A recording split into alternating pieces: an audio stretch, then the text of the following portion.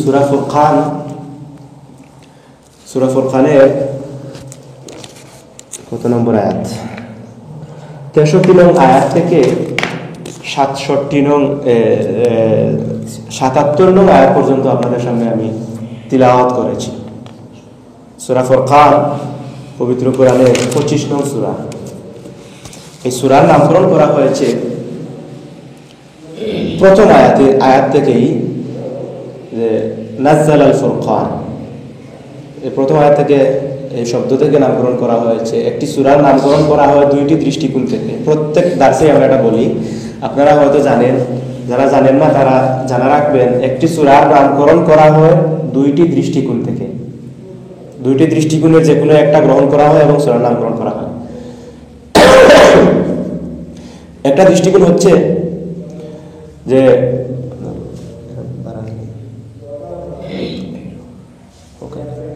একটি দৃষ্টিকোণ হচ্ছে যে ওই সূরার বিষয়বস্তু, মানে ওই সূরা থেকে আল্লাহ রাব্বুল আলামিন কি মেসেজ দিতে চাচ্ছেন সবাইকে, এটাকে লক্ষ্য করে, এটাকে সামনে রেখে সূরার নামকরণ করা হয়। যেমন সূরাতুল ইখলাস, একনিষ্ঠতা, আল্লাহর ব্যাপারে একনিষ্ঠতা, কোনো দ্বন্দ্ব আল্লাহর ব্যাপারে একনিষ্ঠতা। আল্লাহ একজন আছে, তিনি মরবেন না, তার জন্ম হয় নাই, তার সমতুল্য কেউ নাই, তার সমান কেউ নাই। এই বিষয়গুলো বিশ্বাস করার ক্ষেত্রে একনিষ্ঠতার ব্যাপারে আল্লাহ রাব্বুল আলামিন সূরা বলেছেন। এজন্য এই সূরার নামকরণ করা হয়েছে সূরাতুল ইখলাস। এরপর সূরা ফাতিহা, এই সূরা নামকরণ করা হয়েছে পবিত্র কোরআনের শুরুতে, যেহেতু এই সূরার জন্য সূরা নামকরণ করা হয়েছে সূরাতুল ফাতিহা। সূরা ফাতহুন শব্দটি কিন্তু সূরা ফাতিহার মধ্যে নাই। ইখলাস শব্দটি সূরা ইখলাসের মধ্যে নাই, কিন্তু বিষয়বস্তুকে সামনে রেখে নামকরণ করা হয়েছে। দ্বিতীয় দৃষ্টিকোণ হচ্ছে যে ওই সূরার মধ্য থেকে যে কোনো একটি শব্দ নিয়ে এর নামকরণ করা হবে।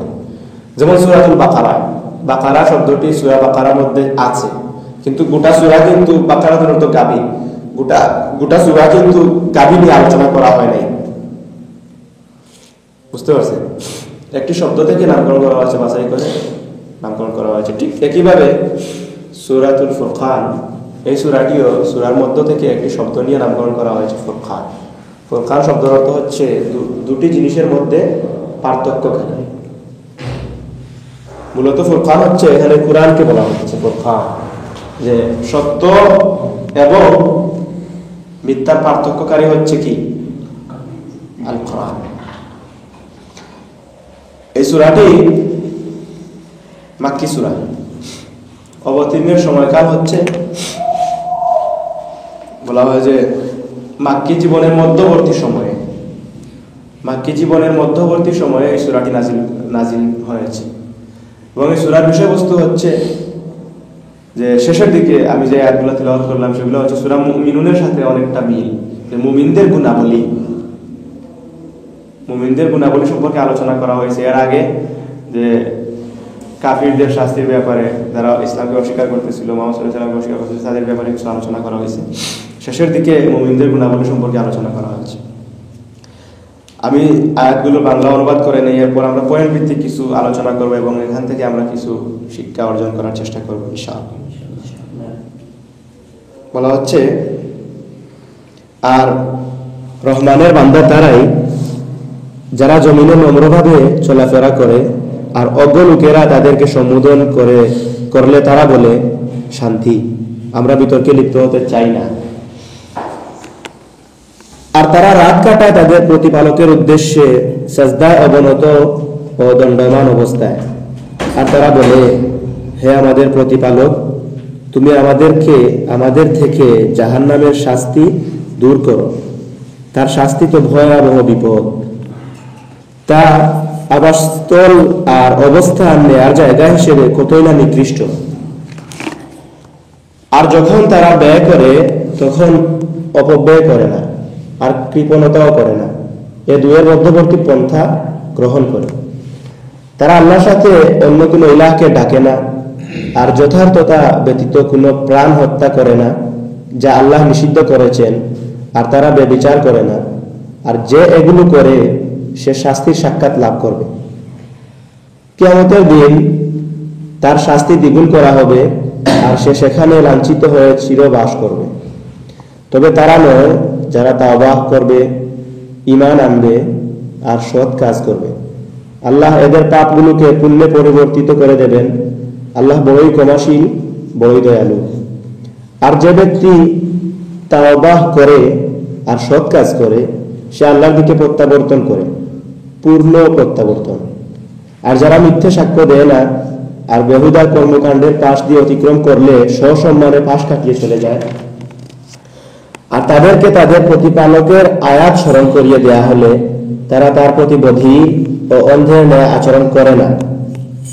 আর যারা প্রার্থনা করে, হে আমাদের প্রতিপালক, আমাদেরকে এমন স্ত্রী ও সন্তানাদি দান করুন যারা আমাদের চোখ জুড়িয়ে দেয়, আর আমাদেরকে মুত্তাকিদের নেতা বানিয়ে দাও। এদেরকেই তাদের ধৈর্য ধারণের কারণে জান্নাতের সুউচ্চ স্থান দান করে পুরস্কৃত করা হবে। সেখানে তাদেরকে অভ্যর্থনা জানানো হবে সংবর্ধনা ও সালাম জানিয়ে। সেখানে তারা চিরকাল থাকবে। আবাসস্থল ও অবস্থান স্থল হিসেবে তা কতই না উৎকৃষ্ট। কাফিরদেরকে বলো, তোমাদের ব্যাপারে আমার প্রতিপালকের কি প্রয়োজন পড়েছে? তোমরা যদি তাকে না ডাকো, তোমরা তো তাকে অস্বীকার করেছ। কাজেই শীঘ্রই তোমাদের উপর এসে পড়বে প্রতিরুদ্ধ শাস্তি। সুপ্রিয় দিনী ভাইরা, আমি আয়াতের বাংলা অনুবাদ আপনাদের সামনে পাঠ করে শোনালাম।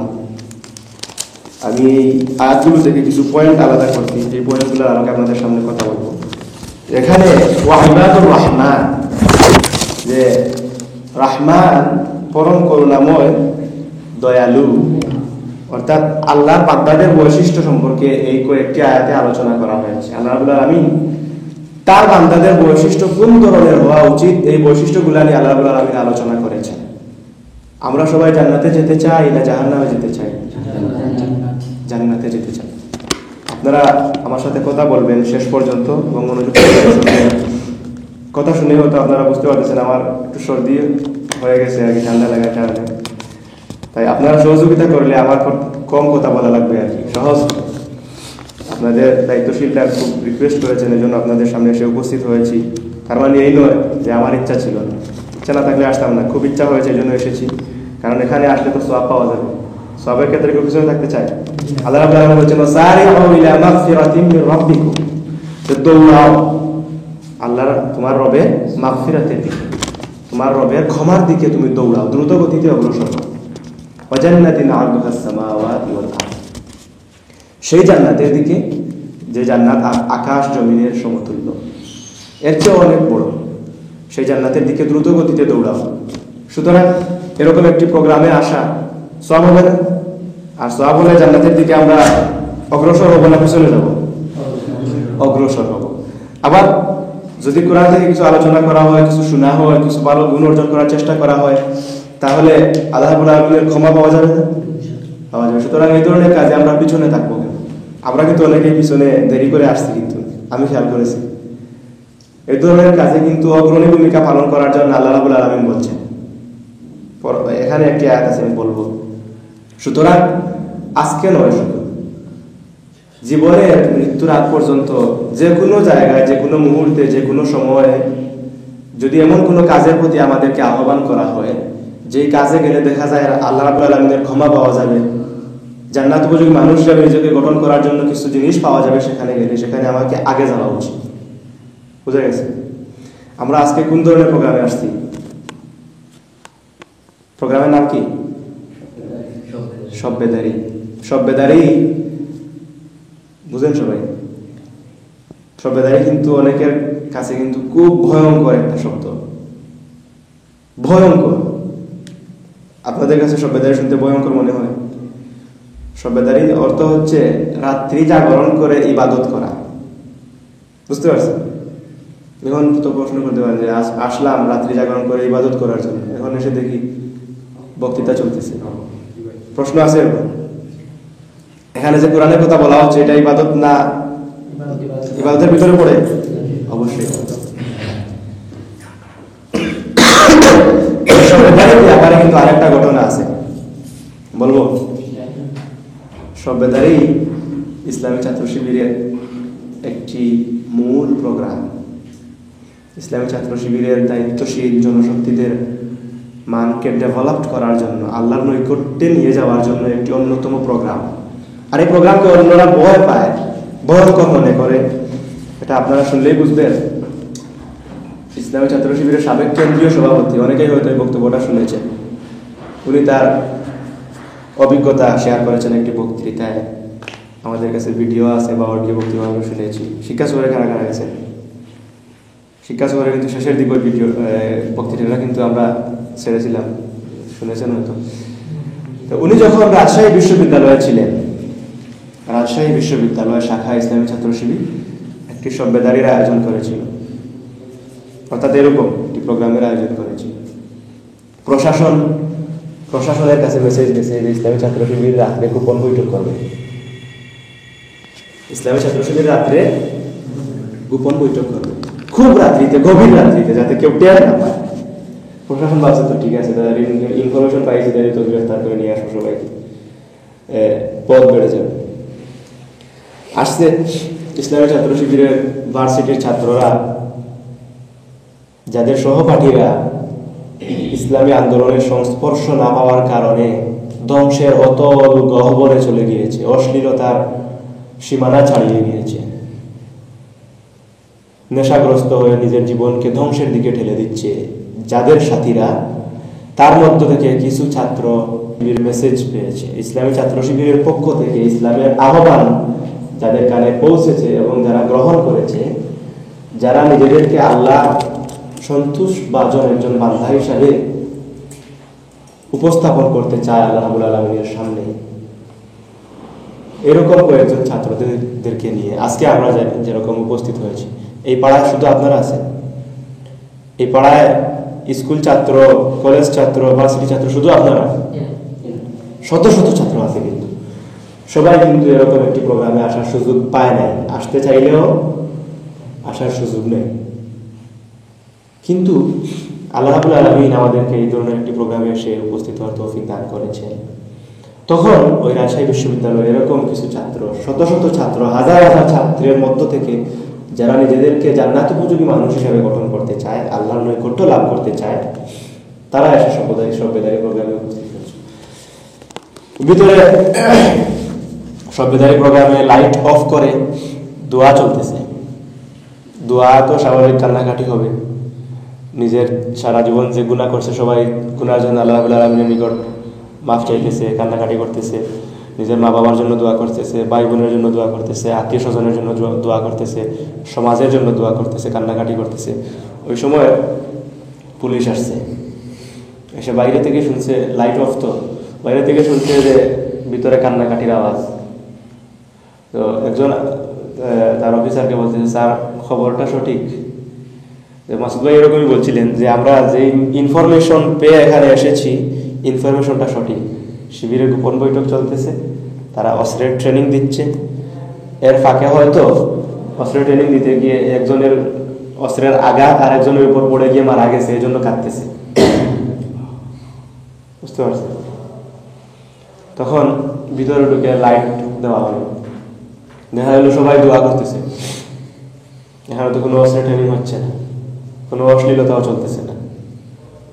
ওই পুলিশ কর্মকর্তা লাইট অফ করে বললেন যে সবাই গ্রেফতার করার প্রয়োজন নেই, সবাই ওদের সাথে দোয়ায় অংশগ্রহণ করো। এরপর ভিসি, ভার্সিটির ভাইস চ্যান্সেলর, উনি বলেন, কেন আপনারা গ্রেফতার করলেন না কেন ওই শিবিরের সন্ত্রাসীদেরকে, যারা রাত্রে অস্ত্রের ট্রেনিং দিচ্ছিল?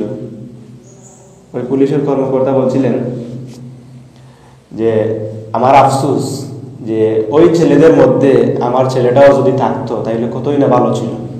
পুলিশ কর্মকর্তা বলতেছে, পুলিশের ডিসি বলতেছে যে আমার ছেলে যদি ওই সন্ত্রাসীদের মধ্যে থাকতো তাইলে আমার জীবনটা সার্থক হয়ে যেত।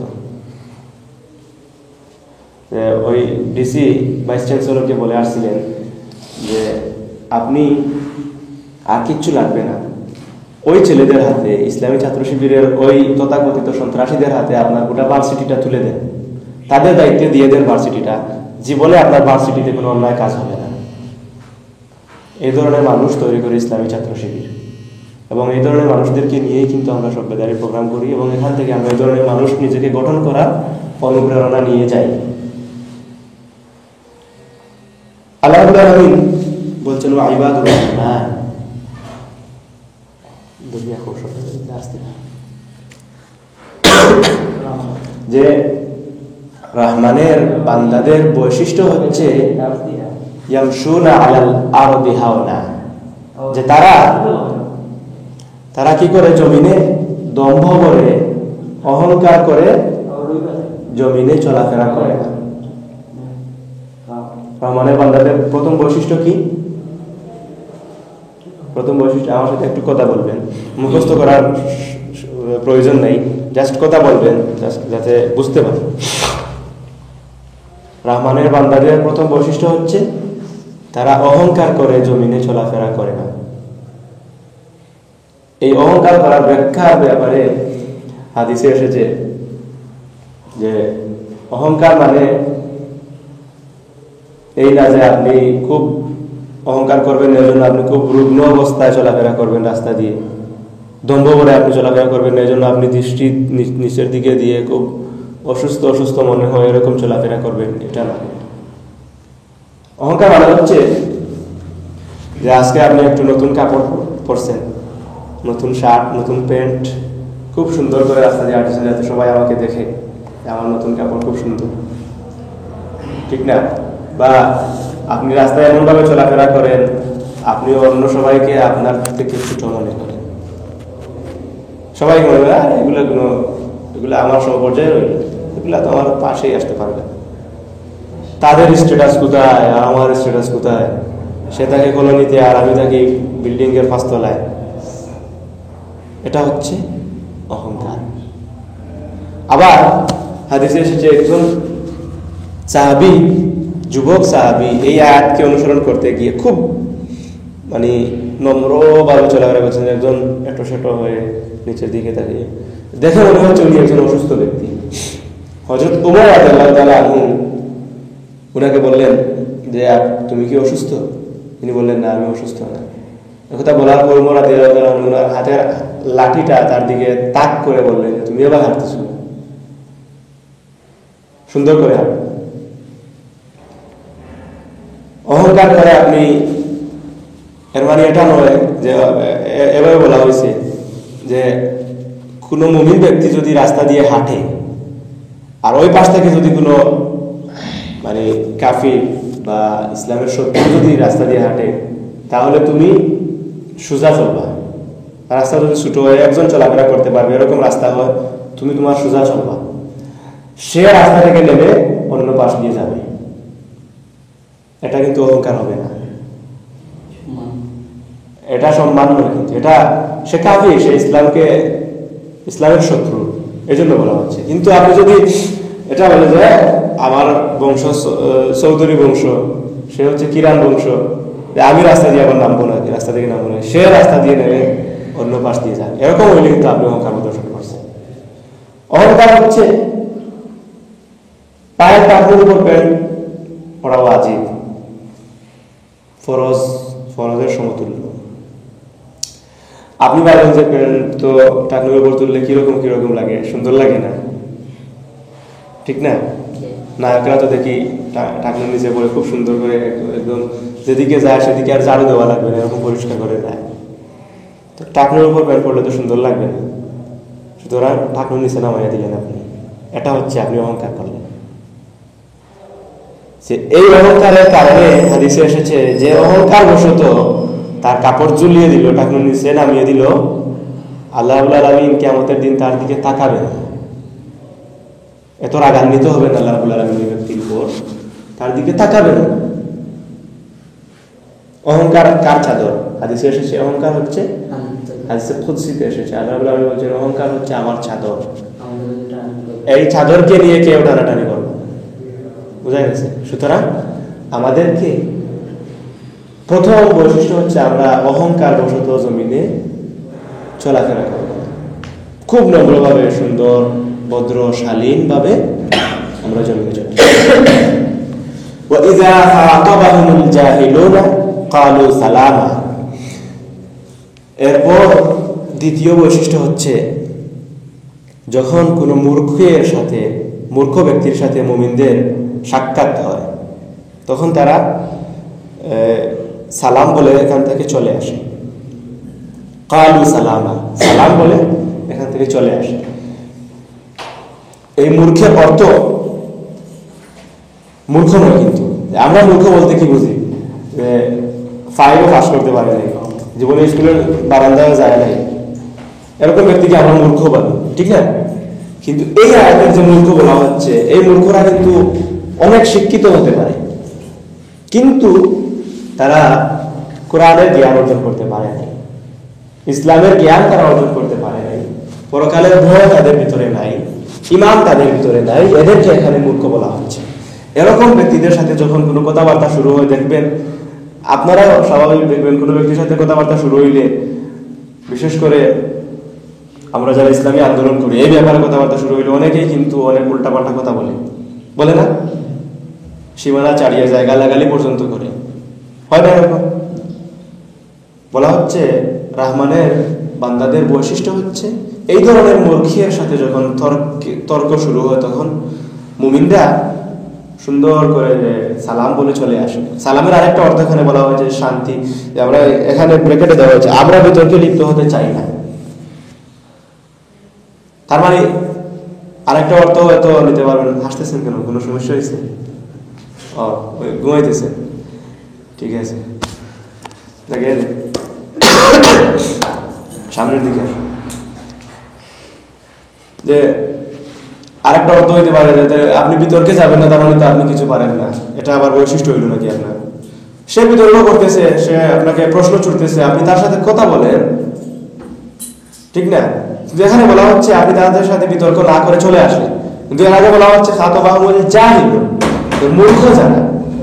আবার অন্য হাদিসে আলমায় বলা হচ্ছে যে উদউ ইলা সাবিলি রাব্বিকা বিল হিকমা ওয়াল মাউইজাতিল হাসানা, এবং উত্তম পন্থায় যুক্তি তর্ক করো। এখানে কিন্তু উত্তম পন্থা, মূর্খদের সাথে আর উত্তম পন্থা থাকে না, কিন্তু তারা মূর্খের মতো গালাগালি শুরু করে, উল্টাপাল্টা কথা বলা শুরু করে। এই জন্য বলা হচ্ছে যে আপনি তাদের কাছ থেকে শান্তি বলে, আমি মারামারি করতে চাই না, ঝগড়াঝাটি করতে চাই না, আমি শান্তি চাই। আমার কথা শুনতেছেন আপনারা?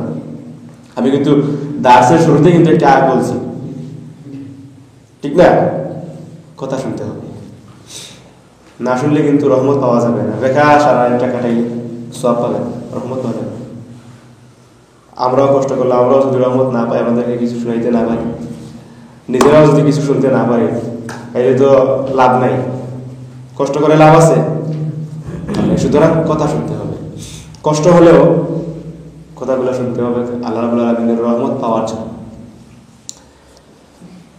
তো আমি বলছিলাম যে আমরা বিতর্কে লিপ্ত হয়ে মারামারি করতে চাই না, ঝগড়াঝাটি করতে চাই না। এজন্য আমরা মূর্খদের সাথে বিতর্ক শুরু হইলে আমরা এখান থেকে চলে আসবো। এটা হচ্ছে রহমানের বান্দার দ্বিতীয় বৈশিষ্ট্য। ওয়াল্লাযীনা ইয়াবীতুনা লিরাব্বিহিম সুজ্জাদান ওয়া কিয়ামা। কোন নম্বর বৈশিষ্ট্য? এটা 3 নম্বর বৈশিষ্ট্য। এখানে বলা হচ্ছে ওয়াল্লাযীনা ইয়াবীতুনা লিরাব্বিহিম সুজ্জাদান ওয়া কিয়ামা, আর তারা রাত কাটায় সিজদা এবং আল্লাহ রাব্বুল আলামিনের সামনে দণ্ডায়মান অবস্থায়। অর্থাৎ তাহাজ্জুদের নামাজ পড়ে, আল্লাহ রাব্বুল আলামিনের নিকট ক্ষমা প্রার্থনা করে, আল্লাহ রাব্বুল আলামিনের নিকট সাহায্য প্রার্থনা করে। আমরা তো সারা জীবন রাত্রি জাগরণ করতে পারি না, তাহাজ্জুদের নামাজও আমরা পড়তে পারি না। আমরা অনেকেই আছি জীবনে এখনো তাহাজ্জুদের নামাজ পড়ি নাই। তাহাজ্জুদের নামাজ ফরজ না হইলেও কোরআনে কিন্তু তাহাজ্জুদের নামাজের ব্যাপারে বলা হয়েছে ফাতাহাজ্জাদ বিহি নাফিলাতান লাক। অতিরিক্ত হিসাবে এই তাহাজ্জুদের নামাজের খুব গুরুত্ব। এই তাহাজ্জুদের সময়টা আল্লাহ রাব্বুল আলামিন দুনিয়ার আসমানে চলে আসেন, সহিহ হাদিস। এসে আহ্বান করেন, কেউ কি আসো বিপদ মুসিবতে, আমার কাছে কোনো কিছু আমার কাছে চাও, আমি তোমার বিপদ দূর করে দেব। কেউ কি আমার কাছে কিছু চাইতেছো, আমার কাছে চাও, আমাকে আহ্বান করো, আমি তোমাদের ডাকে সাড়া দেব। কেউ আমার কাছে ক্ষমা প্রার্থনা করতেছো, করো, আমি ক্ষমা করে দেব। এরকম আল্লাহ রাব্বুল আলামিন প্রতিদিন রাত্রে তাহাজ্জুদের সময় এরকম আল্লাহ রাব্বুল আলামিন আহ্বান করেন যে কেউ ক্ষমা চাইতেছো, আমার কাছে চাও, ক্ষমা চাও, আমি ক্ষমা করে দেব। সুতরাং এই সময়টা খুব বেশি গুরুত্বপূর্ণ আল্লাহ রাব্বুল আলামিনের সাথে সম্পর্ক বৃদ্ধির জন্য। এটা আমরা করতে পারি না। আমরা চেষ্টা করব যে তাহাজ্জুদের নামাজ আমরা যেন আদায় করতে পারি। আজকে আমরা তাহাজ্জুদের নামাজ পড়ব জামাতের সহিত। এটার চেয়ে গুরুত্বপূর্ণ হচ্ছে আপনি ঘুমাইলেন, ঘুম থেকে উঠে আপনি তাহাজ্জুদের সময় তাহাজ্জুদের নামাজ পড়লেন একা একা। এই তাহাজ্জুদের নামাজের গুরুত্ব অনেক বেশি কিন্তু আল্লাহ। ওই সময় কিন্তু কেউ ঘুম থেকে উঠতে চায় না, বিশেষ করে শীতের রাত্রে 3টা 2:30 আপনি ঘুমানোর পর উঠতে মন চাইবে। ফজরের সময় আমরা অনেক সময় উঠি না, ফজরের নামাজই পড়ি না আমরা। ঘুম বাংলাও আমরা অ্যালার্ম 3 বার অফ করি। গতদিন একজন বলছে যে তার ফজরের নামাজ কাজা হবে, সে অ্যালার্ম দিল, অ্যালার্ম বন্ধ করে ঘুমায়। এই জন্য 20টা অ্যালার্ম দিছে যে একটা বন্ধ করলে আরেকটা বাজবে, আরেকটা বন্ধ করলে আরেকটা বাজবে, এরকম 20টা অ্যালার্ম দিছে যে এক মোবাইলে দেওয়া হয় না, এরকম দিছে যাতে বিরক্ত হয়ে ঘুম ভেঙে যায়। সে পরে শেয়ার করলো যে প্রথম অ্যালার্ম দেওয়ার সাথে সাথে সে একসাথে 20টা অফ করছে, কিন্তু অফ করে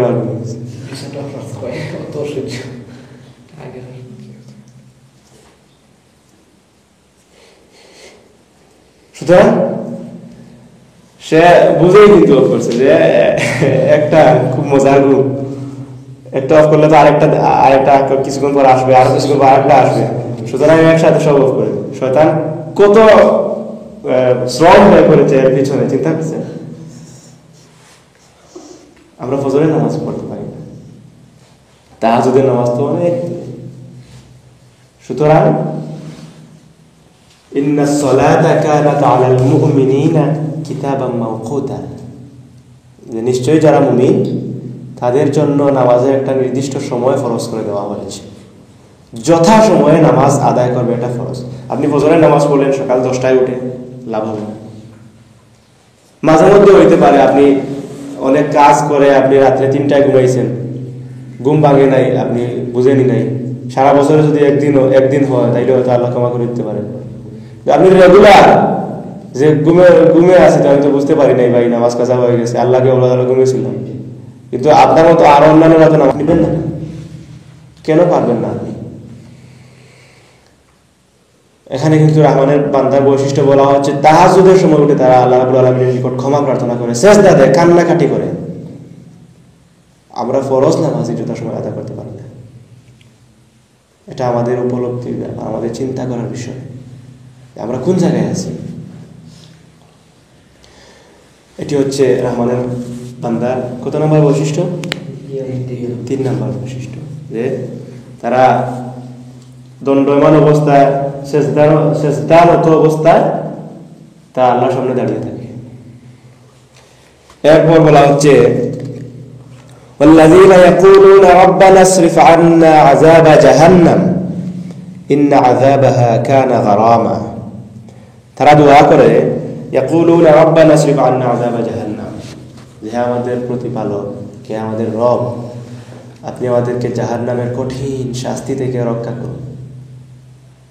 ইন্না আযাবাহা কানা গারামা, এই জাহান্নামের শাস্তিটা বলা হচ্ছে এখানে, তার শাস্তি তো ভয়াবহ বিপদ। ছোটখাটো বিপদ আসলে কিন্তু আমরা হতাশ হয়ে যাই, হতাশ হই না? পরীক্ষা ফেল করলে মানুষ হতাশ হয়ে অনেকে আত্মহত্যা করে। আর্জেন্টিনা হারলে আত্মহত্যা করে, ব্রাজিল হারলেও আত্মহত্যা করে। কোনো বিপদই না, এটা কোনো বিপদ হইল?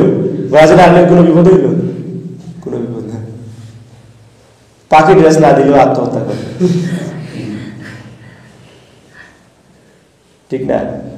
এই দুনিয়ার সামান্য বিপদ, সামান্য হতাশা সে হজম করতে পারে নাই। যারা আত্মহত্যা করে খুব কষ্ট পায়, কিন্তু কষ্ট পেয়ে কিন্তু আত্মহত্যা করে, যে এই জীবন আর রাখবো না, আমার গার্লফ্রেন্ড আমার সাথে কথা বলে না। এটা কোনো কথা হইল? সারা জীবন তার জন্য শ্রম দিলাম, কত টাকা তার পিছনে ব্যয় করলাম, কত রেস্টুরেন্টে তার পিছনে, কত রেস্টুরেন্টে বিল দিলাম, এখন আমার সাথে কথা বলে আর একজনের সাথে গিয়ে ফিল্ডিং মারে। সুতরাং এই জীবন আর আমি রাখবো না বলে আত্মহত্যা করে, কষ্ট থেকেই কিন্তু আত্মহত্যা করে। কিন্তু তার ভিতরে এই জ্ঞান নাই যে আত্মহত্যা করলে আমাকে আজীবন জাহান্নামে শাস্তি ভোগ করতে হবে। জাহান্নামের শাস্তি ব্যাপারে তাদের কোনো চিন্তাই নেই যে এই জীবনে একজন গার্লফ্রেন্ড নাই হয়েছে তো কি হয়েছে, আরেকজন পাওয়া যাবে না? খুব ভালো যায়, ঠিক আছে। আশা ভাই বলছেন একজন গেলে আরেকজন পাওয়া যাবে, এটা বোঝার স্বার্থে বললাম। আরো অনেকেই আছে কিন্তু গার্লফ্রেন্ড গেলে কিন্তু আত্মহত্যা করে না, ঠিক না? তাদেরও জীবন কিন্তু চলে, তাদেরও জীবন চলে, চলে না? চলে। এই কষ্টটা সাময়িক কষ্ট, সাময়িক বিপদ, যদি ওটাকে আমরা বিপদ বলে গণ্য করি না, তাদের দৃষ্টিকোণ থেকে যদি বলা হয় এই সাময়িক বিপদ 1 বছর 2 বছর, সব 2 মাস পরে কিন্তু একজনের স্ত্রী যদি মারা যায় 1 মাস পরে বিয়ে করে নেয়, এই স্ত্রীর কথা ভুলেই যায়। 1 মাস কষ্ট সহ্য করতে পারে নাই, একদিনের কষ্ট সহ্য করতে পারে নাই, আত্মহত্যা করছে, কিন্তু দিনের পর দিন অনন্তকাল জাহান্নামের শাস্তি ভোগ করতে হবে, সেটা তাকে জেনে নেওয়া উচিত। এখানে বলা হচ্ছে রহমানের বান্দার বৈশিষ্ট্য হচ্ছে তারা জাহান্নামের কঠিন শাস্তি এমনিতেই তো তারা এভাবে বন্ধই করতেছে, কিন্তু এরপরেও তাদের ভয় যে জাহান্নামে যদি আমাদেরকে নিক্ষেপ করা হয় কোনো কারণে, এই জন্য আল্লাহ রাব্বুল আলামিনের নিকট তারা সবসময় দোয়া করে যে আল্লাহ রব্বানা আসরিফ আন্না আযাবা জাহান্নাম, আপনি আমাদেরকে জাহান্নামের কঠিন শাস্তি থেকে রক্ষা করুন। ইন্না আযাবাহা কানা গারামা, যার শাস্তি খুবই ভয়াবহ বিপদ। এই যে বিপদের কথা বললাম, যে একটা কথা, এগুলা কি ভয়াবহ বিপদ। 1 ঘন্টা, 1 দিন, 2 দিন, 5 দিন, 1 মাস পরে ভুলে যাওয়া যায় এই বিপদ, কিন্তু জাহান্নাম ভুলে গেলেও চলবে। এখানে কিন্তু কেউ বাঁচবেও না, কেউ মরবেও না। দুনিয়ার বিপদ থেকে নিজেকে রক্ষা করার জন্য আত্মহত্যা করলেন, মরে গেলেন, ভাবলেন মরে গেলে বেঁচে গেলাম, ঠিক না? কিন্তু মরে যাওয়ার পর আপনার আসল শাস্তি শুরু হবে। এখানে কিন্তু আর শেষ হবে না, শেষ নাই। দুনিয়া জীবনে আমরা হয়তো চিন্তা করতে পারি আর ঠিক আছে কষ্ট পাইছি তো আর কি করার, কিছু করার নেই, একদিন তো মরতে হবে, 60 বছর পর মরি আর 70 বছর পরে মরি, তো মারা যাবো, শেষ হয়ে যাবে, কোনো সমস্যা নেই। কিন্তু ওখানে গিয়ে কিন্তু আপনার চিন্তা করার সুযোগ নেই। এই জন্য রহমানের বান্দারা আল্লাহ রাব্বুল আলামিনের নিকট জাহান্নামের কঠিন শাস্তি থেকে রক্ষা চায়। আল্লাহ আমাদেরকে শাস্তি দিবেন না, এই ভয়াবহ বিপদ আমরা সহ্য করতে পারবো না। শুধু তারা এই দোয়া করেই ক্ষান্ত হয় না, কিন্তু জাহান্নামের কঠিন শাস্তি থেকে নিজেদেরকে রক্ষা করার জন্য যেই গুণগুলো এখানে বলা হচ্ছে, সেই গুণগুলো অর্জন করলেই কিন্তু জাহান্নাম থেকে নিজেকে রক্ষা করা যাবে। আপনি যদি গার্লফ্রেন্ডকে নিয়ে ফিল্ডিং মারেন, চুরি করেন, ডাকাতি করেন, চাঁদাবাজি করেন, সুদ খান, ঘুষ খান, জিনা ব্যভিচার সব করেন, আবার আল্লাহর কাছে দোয়া করেন আল্লাহ আমাকে জাহান্নাম থেকে রক্ষা করো, আল্লাহ করবেন? করবেন না। সুতরাং আমাকে গুণ অর্জন করতে হবে জাহান্নাম থেকে নিজেকে রক্ষা করার জন্য। যে গুণগুলা প্রয়োজন, সেই গুণগুলা অর্জন করতে পারলে আল্লাহ রাব্বুল আলামিন আমাদেরকে জাহান্নামের কঠিন শাস্তি থেকে রক্ষা করবে। 4 নম্বর গুণ গেল। এরপর বলা হচ্ছে ইন্নাহা সাআত মুস্তাকাররান ওয়া মুকামা। ওই জাহান্নামের কথাই বলা হচ্ছে যে আবাসস্থল হিসেবে এটা কতই না নিকৃষ্ট, খুবই নিকৃষ্ট। যদি আপনাকে বলা হয় যে আপনার রুম হচ্ছে ওইটা, এই বাথরুমে আপনি বেড টেড বিছাইয়ে ঘুমাইতে পারবেন, এটা তো নিকৃষ্ট না? দেওয়ার পরেও কিন্তু ঘুমানো যাবে। মানুষ কিন্তু ঘুমায় না, কিভাবে ঘুমায়? গ্রামে গঞ্জে গেলে দেখবেন কিন্তু ওই পাশে কি গ্রামে, আমাদের সিলেটি ভাষায় কি বলা হয়, লেফটিন বলা হয়, সবাই বুঝেন তো? এগুলা চলে। কিন্তু কোনো জায়গায় গিয়ে দেখবেন, প্রতিদিন ফেসবুকে দেয় একটা ফটো, বাসের মধ্যে গরু উঠেছে, মানুষ সিটে বসা, গরু ওই পাশে বসা, এদিকে টয়লেট করতেছে গরু। নিকৃষ্ট মনে হচ্ছে, কিন্তু এর চেয়ে হাজার হাজার কোটি কোটি গুণ বেশি নিকৃষ্ট হচ্ছে কোনটা? জাহান্নামের বাসস্থান। চিন্তা করতে পারবেন না এই জাহান্নামের ব্যাপারে। আপনি জাহান্নামের বর্ণনাগুলো যদি পড়েন, এমনিতে চোখে পানি চলে আসবে। এই জাহান্নাম থেকে নিজেকে রক্ষা করার জন্য কাজ করতে হবে, আল্লাহ রাব্বুল আলামিনের নৈকট্য লাভের জন্য কাজ করতে হবে। এরপর বলা হচ্ছে والذين إذا أنفقوا لم يسرفوا ولم يقتروا وكان بين ذلك قواما, যে রহমানের বান্দার বৈশিষ্ট্য হচ্ছে তারা যখন ব্যয় করে, والذين إذا أنفقوا, তারা যখন ব্যয় করে, খরচ করে, لم يسرفوا ولم يقتروا, তারা খুব বেশি ব্যয় করে না, অর্থাৎ অপচয় করে না, এবং তারা কৃপণতাও করে না। ওয়াকানা বাইনা যালিকা কাওয়ামা, এই দুইটার মধ্যবর্তী স্থানে অবস্থান করে, কৃপণও হয় না আবার খুব বেশি বিলাসবহুলও হয় না, মধ্যখানে যতটুকু প্রয়োজন ততটুকু ব্যয় করে। খুব বেশি ব্যয়বহুল কি, যে আপনি আপনার টাকা পয়সা আছে, ব্যয় বলতে এটা বোঝানো হয় নাই যে আমার লাখ লাখ টাকা আছে, আমি আমার আত্মীয় স্বজন গরিবরা তাদেরকে দান করবো না, এটা নয়। ব্যয় হয় কনসার্টে সহযোগিতা করে, ব্যয় হয় সিনেমা হলে সিনেমা দেখে, ব্যয় হয় বন্ধুদের সাথে অযথা আড্ডাবাজি করে, পার্টি দিয়ে, বার্থডে পার্টি, ভ্যালেন্টাইন পার্টি, কত ধরনের পার্টি আছে না? আমরা আমাদের আর পকেটের ওজনই আর কতটুকু, আর ব্যয় করবো কতটুকু, বড় হলে কিন্তু বুঝে যাবে। সুতরাং এই ধরনের ব্যয় কিন্তু অপব্যয়, এই ধরনের ব্যয় অপব্যয়। আবার বলা হচ্ছে, ব্যাখ্যায় বলা হচ্ছে যে বৈধ পন্থায় কিন্তু বেশি ব্যয় করা যাবে না। বুঝা গেছে? আপনি বৈধ পন্থায় ব্যয় করবেন, বেশি ব্যয় করতে পারবেন। এখন তো সুযোগ পাইবেন যে আমি আমার 50 টাকা দিতে হবে, আমি 15 টাকা দেবো, আমি বেশি ব্যয় করতে পারবো না। রহমানের পন্থার বৈশিষ্ট্য বেশি ব্যয় করা যাবে না। কিন্তু আবার বলা হচ্ছে এরা কৃপণতাও করে না। কিন্তু কৃপণতা কি?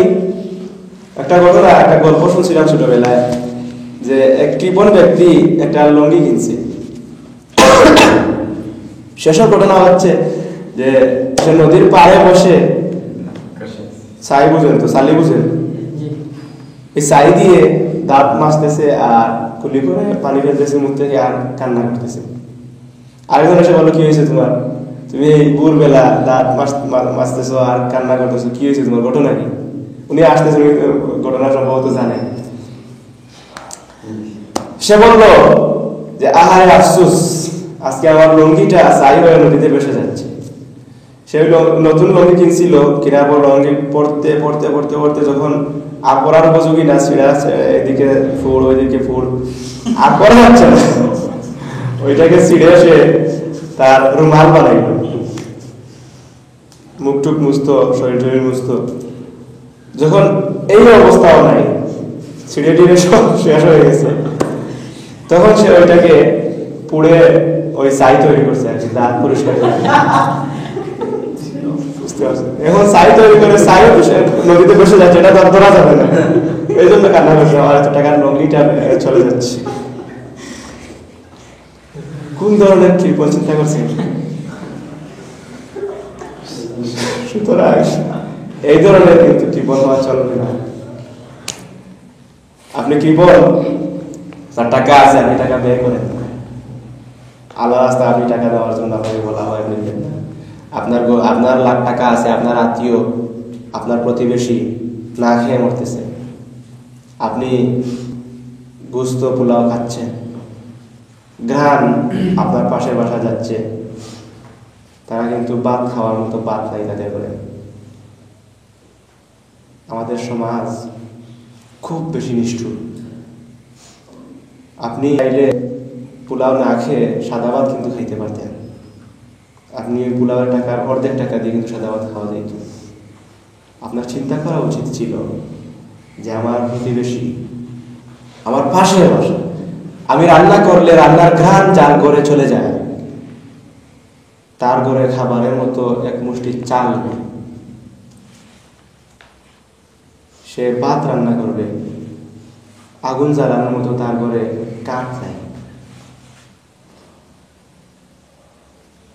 তার পাশেই বসে আমি আনন্দ ফুর্তি করে, আমি বন্ধু বান্ধব নিয়ে খাওয়া দাওয়া করতেছি। আমরা দেখবেন বিশেষ করে কোরবানির সময়, আমার একটা গল্প আছে এই বিষয়ে, কোরবানির সময় দেখবেন যারা কোরবানি দেয়, প্রতি বছরই কিন্তু গরিব যারা, তারা কিন্তু অপেক্ষা করে যে কোরবানির সময় আসলে একটু গুস্ত টুস্ত কালেকশন করে একটু ভালো মন্দ খাওয়া যাবে। ঠিক আছে, এরা কিভাবে কালেকশন করে?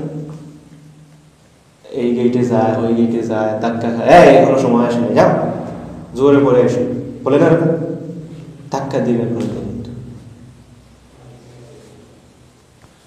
এরা সারা বছর কিন্তু পরিকল্পনা নিয়ে বসে আছে, আমার পাশের বাসায় অমুক ব্যক্তি কোটিপতি টাকাওয়ালা, উনি কুরবানি দিবেন, উনার গরুর গোশতের অংশ আমি পাবো। গরু কেনার পর সে গরু দেখতে আসে, সে চিন্তা করে যে আহারে 2 দিন পরে গরু কুরবানি হবে, গোশতের টুকরা আমার পেটেও যাবে। গরিব তো চিন্তা করতে পারে সব। কিন্তু যেদিন কুরবানি দেওয়া হয়, সে আমার গেটে যখন আসে গরুর গোশত নেওয়ার জন্য, আমি তাকে ধাক্কা দিয়ে বের করে দিই, তাই না? ধাক্কা দিয়ে বের করে দিই। আবার দেখবেন আপনার আত্মীয়, সেও কিন্তু কুরবানি দিছে, তাকে আপনি ব্যাগ ভরে কিন্তু গোশত দেন, হয় না এরকম আমাদের সমাজে? যে কুরবানি দেয় নাই তাকে আপনি গোশতের টুকরা যদি না দেন, তাহলে তার আজকে দুপুরে খাবারই হবে না। তাকে আপনি ধাক্কা দিয়ে বের করে দিলেন, আর যে নিতে চাচ্ছে না তাকে জোর করে আপনি তার হাতে ব্যাগটা ধরিয়ে দিচ্ছেন। আরে আমার কথা আপনারা শুনতে পাচ্ছেন, বুঝতে পারছেন? আমাদের সমাজ হচ্ছে এরকম নিষ্ঠুর, তাকে ধাক্কা দিয়ে। আল্লাহ রাব্বুল আলামিন বলছেন যে ওয়ালাম নাকু নুতইমুল মিসকিন, জাহান্নামে যাদেরকে শাস্তি দেওয়া হবে তাদের মধ্যে অন্যতম একটি বৈশিষ্ট্যধারীরা হচ্ছে যারা মিসকিনদেরকে খাবার দেয় না। বুঝতে পারছেন? অন্যতম একটি বৈশিষ্ট্য হচ্ছে তাদের, যারা মিসকিনদেরকে খাবার দেয় না। সূরা মাউন পড়ে দেখবেন, ফাযালিকাল্লাযী ইয়াদউল ইয়াতীম, যারা কি করে? ইয়াতীমদের গলা ধাক্কা দেয়, গলা ধাক্কা দিয়ে অপমানের সহিত বের করে দেয়। মিলে না? আপনার গেটে আসলো, আপনি ধাক্কা দিয়ে বের করে দিলেন, চোর থাপ্পড় তো কথাই নেই, চলে কিন্তু অহরহ চলে। এখন আপনার বয়সে সে বড় না ছোট এটা কিন্তু পরোয়া করা হয় না। অনেক বৃদ্ধরাও কিন্তু আসে, দাড়ি দিয়ে বের করে দেওয়া হয়। বলা হচ্ছে ওয়ালা ইয়াহুদ্দু আলা তুআমিল মিসকিন, সে তো নিজে খাবার দেয় না, বরং যারা দেয় তাদেরকে অনুৎসাহিত করে। হাদিসে এসেছে সে আমার উম্মত নয়, নবী কারীম সাল্লাল্লাহু আলাইহি ওয়াসাল্লাম বলেছেন ওই ব্যক্তি আমার উম্মত নয় যে কি করে? নিজে পেট ভরে খায় অথচ তার প্রতিবেশী খাবার পায় না, সে আমার উম্মতই নয়। সারা জীবন আপনি নামাজ রোজা হজ যাকাত করে কি করবেন? সামান্য কয়েকটা বাদ না খাওয়ানোর জন্য আপনি নবী কারীম সাল্লাল্লাহু আলাইহি ওয়াসাল্লামের উম্মত হওয়া থেকে বঞ্চিত হচ্ছেন। এই ধরনের জীবন আমাদেরকে চলতে হবে। আমাদের সমাজকে স্বাবলম্বী করতে হলে এই ধরনের কৃপণতা থেকে মানুষদেরকে ফিরিয়ে নিয়ে আসতে হবে। এই ধরনের ছোট মানসিকতার মানুষদেরকে পরিবর্তন করে উদার মানুষ হিসেবে তৈরি করতে হবে। সুতরাং মুমিনদের বৈশিষ্ট্য কি? তারা অযথা ব্যয় করে না, খারাপ পথে ব্যয় করে না, আবার একদম ব্যয় করে ফকিরও হয়ে যায় না, আবার কৃপণ নয়। প্রয়োজন মতো তারা তাদের সম্পদটা কি করে? ব্যয় করে। অনেক লম্বা হচ্ছে আমার কথাগুলো, আপনারা বিরক্তিবোধ করতেছেন? বিরতি দিবেন আপনারা না শেষ করে ফেলবেন?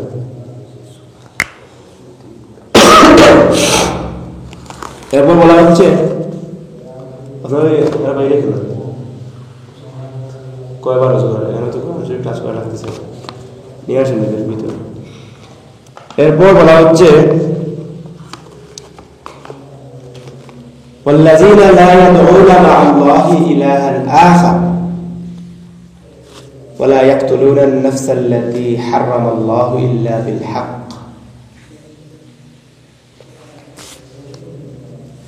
যারা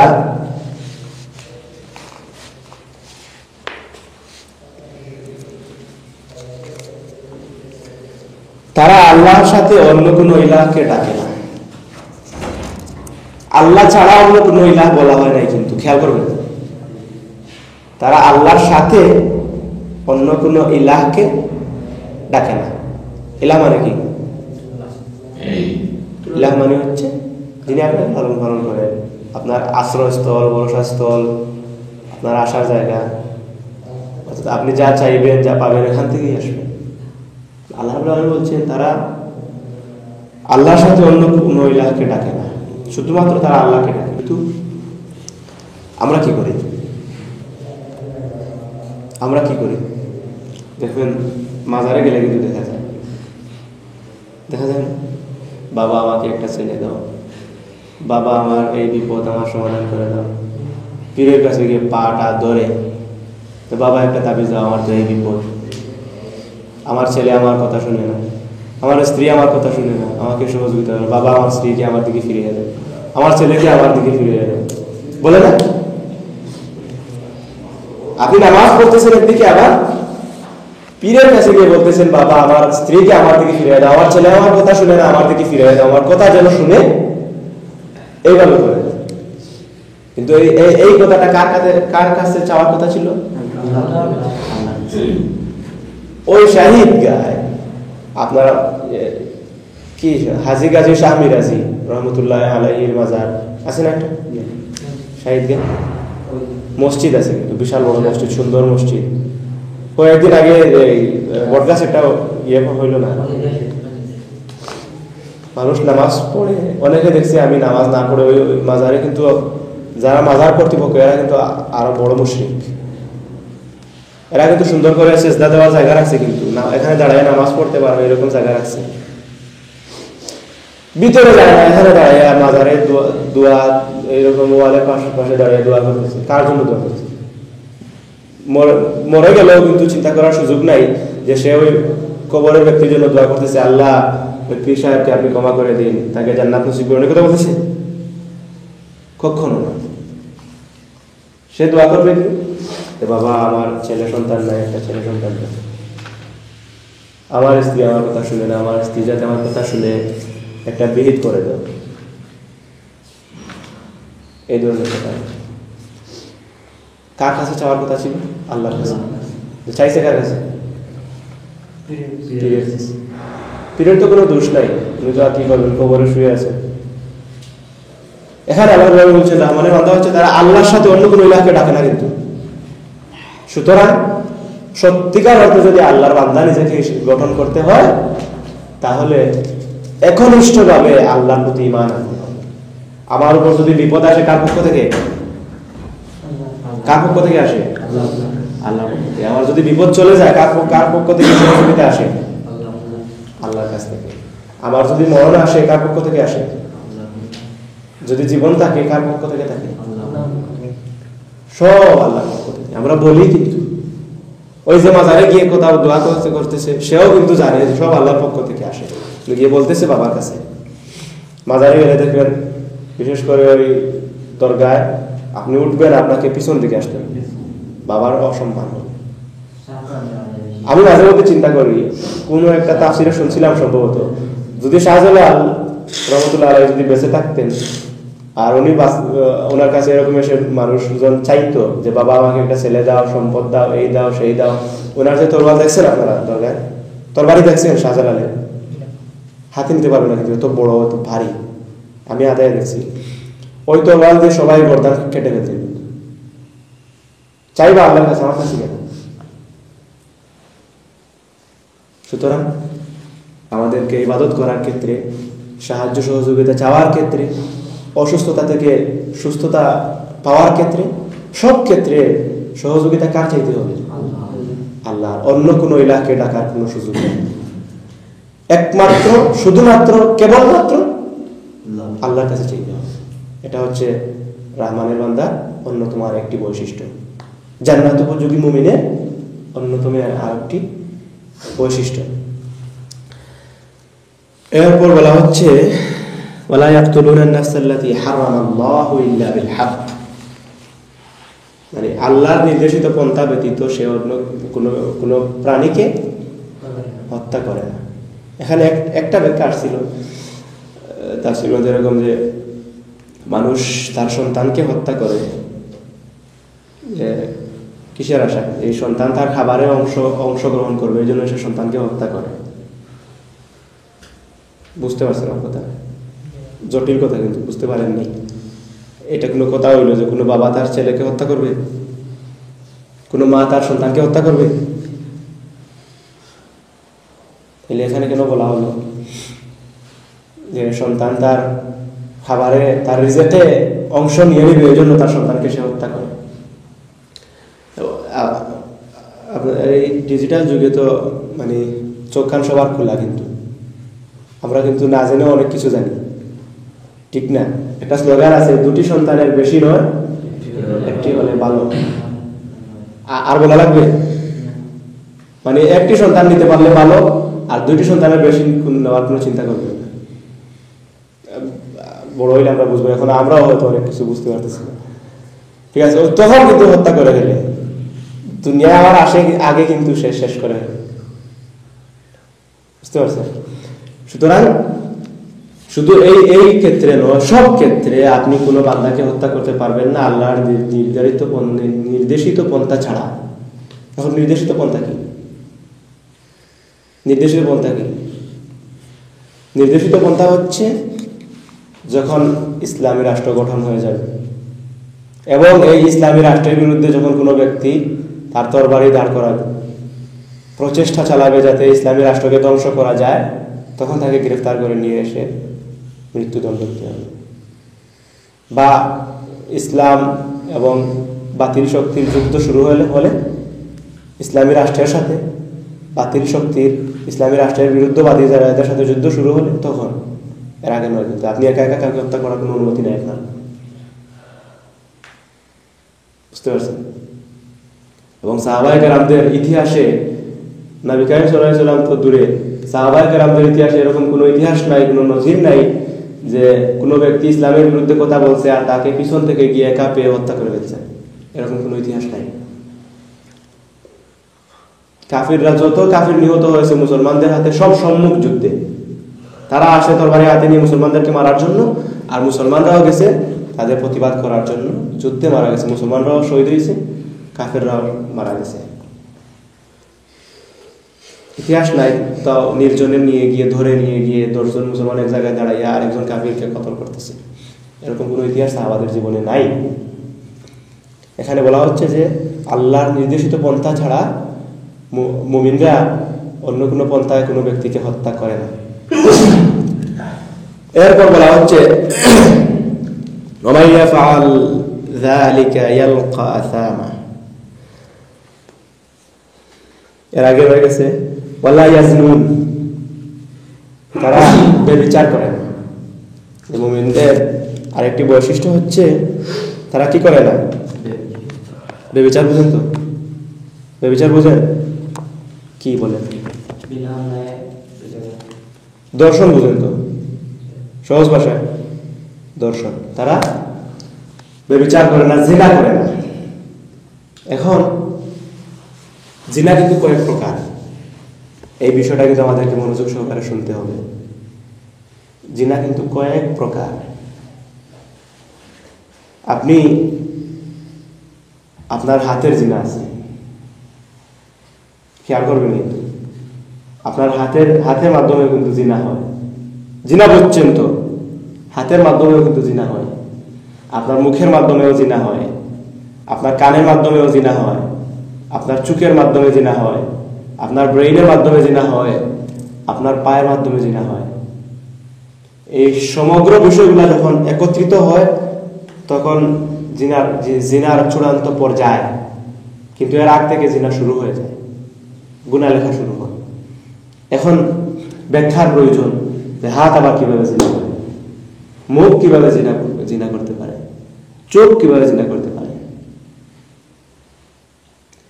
এখানে আমাদেরকে পর্দার ব্যাপারটা আগে জানতে হবে। পর্দা কি? আল্লাহ বলছেন ওয়াল্লাযীনা হাফিজু, সূরা মুমিনুনে বলা হচ্ছে। সূরা মুমিনুনের প্রথম রূপতেও কিন্তু মুমিনদের বৈশিষ্ট্য বলা হয়েছে। পবিত্র কোরআনের বিভিন্ন জায়গায় জান্নাতীদের বৈশিষ্ট্য, মুমিনদের বৈশিষ্ট্য, রহমানের বান্দাদের বৈশিষ্ট্য, এরকম করে বিভিন্ন বৈশিষ্ট্য, অনেক বৈশিষ্ট্য আছে, শতটার উপরেও বৈশিষ্ট্য আছে মুমিনদের। এখানে আমরা কয়েকটা বৈশিষ্ট্য নিয়ে আলোচনা করতেছি। আরেকটা বৈশিষ্ট্য এই সূরা নয়, সূরা মুমিনুনে আমি প্রথমে বলেছিলাম যে সূরা মুমিনুন এবং এই সূরা ফুরকানের মধ্যে মিল আছে। মুমিনদের বৈশিষ্ট্য ওই সূরায় বলা হয়েছে, এই সূরায় বলা হয়েছে। ওই সূরায় বলা হয়েছে যে আল্লাযিনা হুম লিফুরুজিহিম হাফিজুন, তারা তাদের লজ্জাস্থানের হেফাজত করে। অন্য আয়াতে বলা হচ্ছে কুল্লিল মুমিনিনা ইয়াগুদ্দু মিন আবসারিহিম, হে নবী আপনি মুমিন পুরুষদেরকে বলে দিন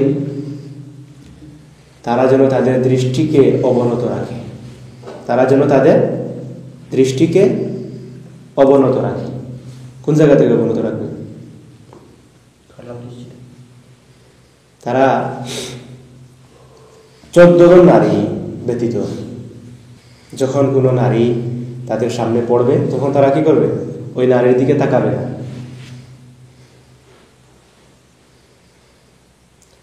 যদি কেউ তাকায়, নবী কারীম সাল্লাল্লাহু আলাইহি ওয়াসাল্লাম বলেছেন যে সীসা পর্যন্ত,